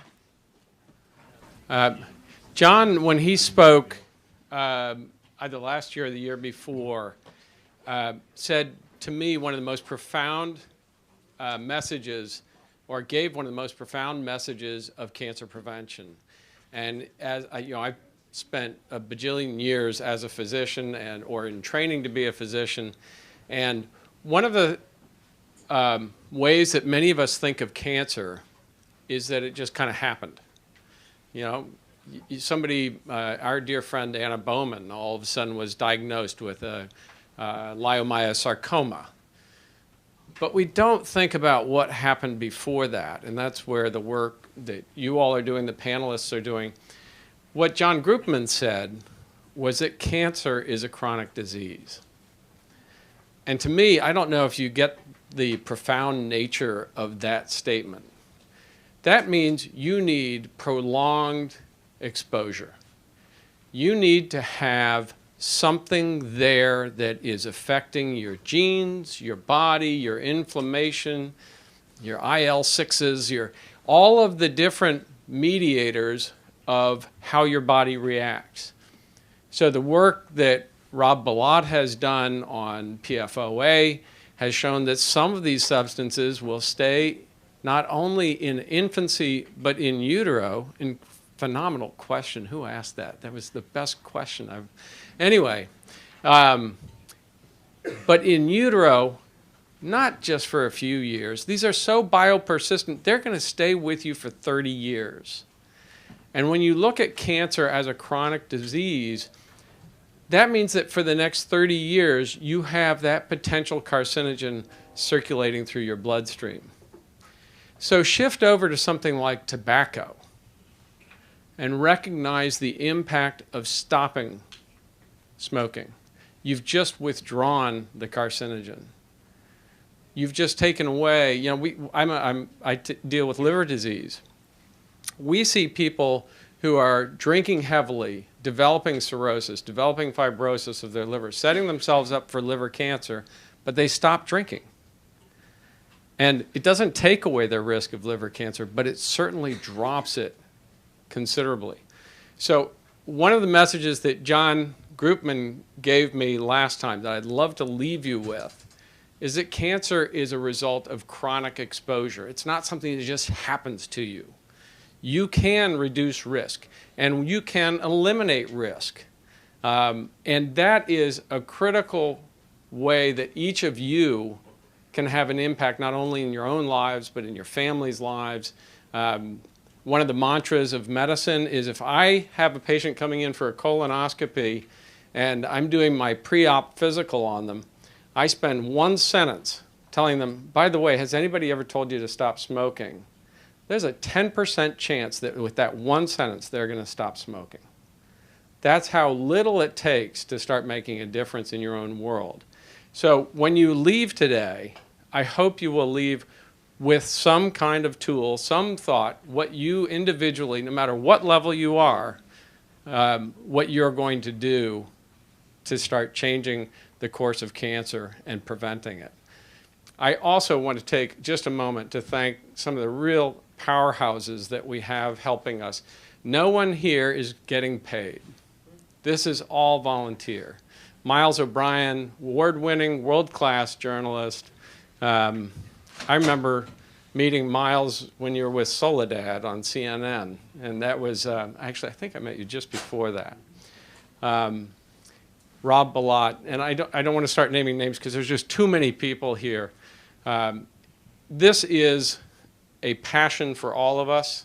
It's a passion for me, and there's the king of passion, Bill Cousins, who is our spiritual and emotional leader here. I just want to ask you all to please give a huge round of applause for Bill and for everybody who's given so much.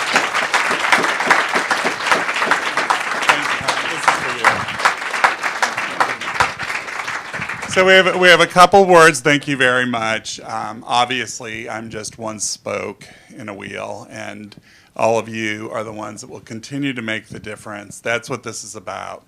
That when we leave with the idea we're going to make change. And so, Jan, you want to say a couple words? Yeah, first I want to say you're not the spoke in the wheel. You are the center of the wheel. So I just want to remind anybody that if they want credit for today's activity, you can pick up the pieces of paper outside that give you the instructions.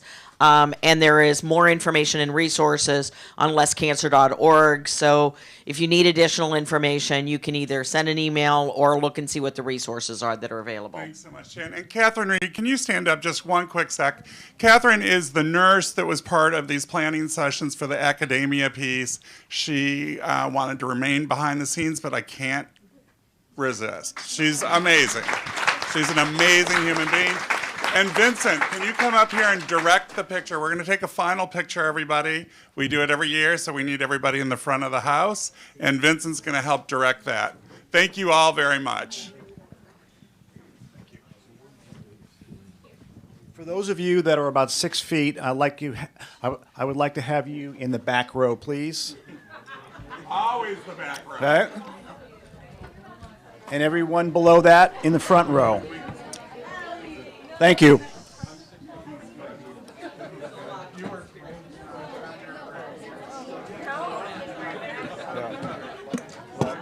job. You're welcome. Thank you.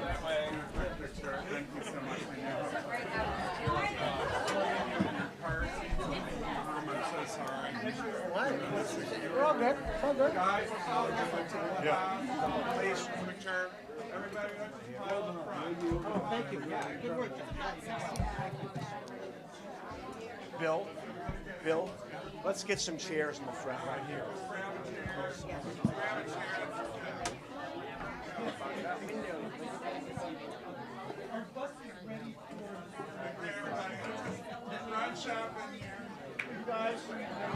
All of the students right in the front row, please. Come, right in the front row. Right in the front row.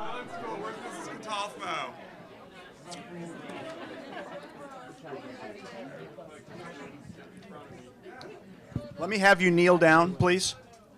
Please. Come to the front.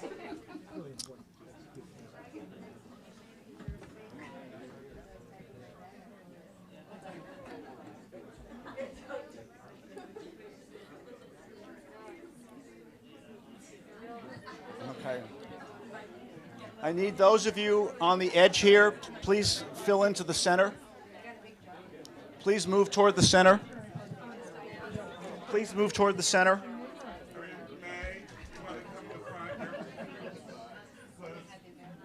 Bill, you want to sit right there and turn around. I want you in the front, right there. Gentlemen, you'll have to come toward the center. Yeah. No, you're fine. It's good. Okay.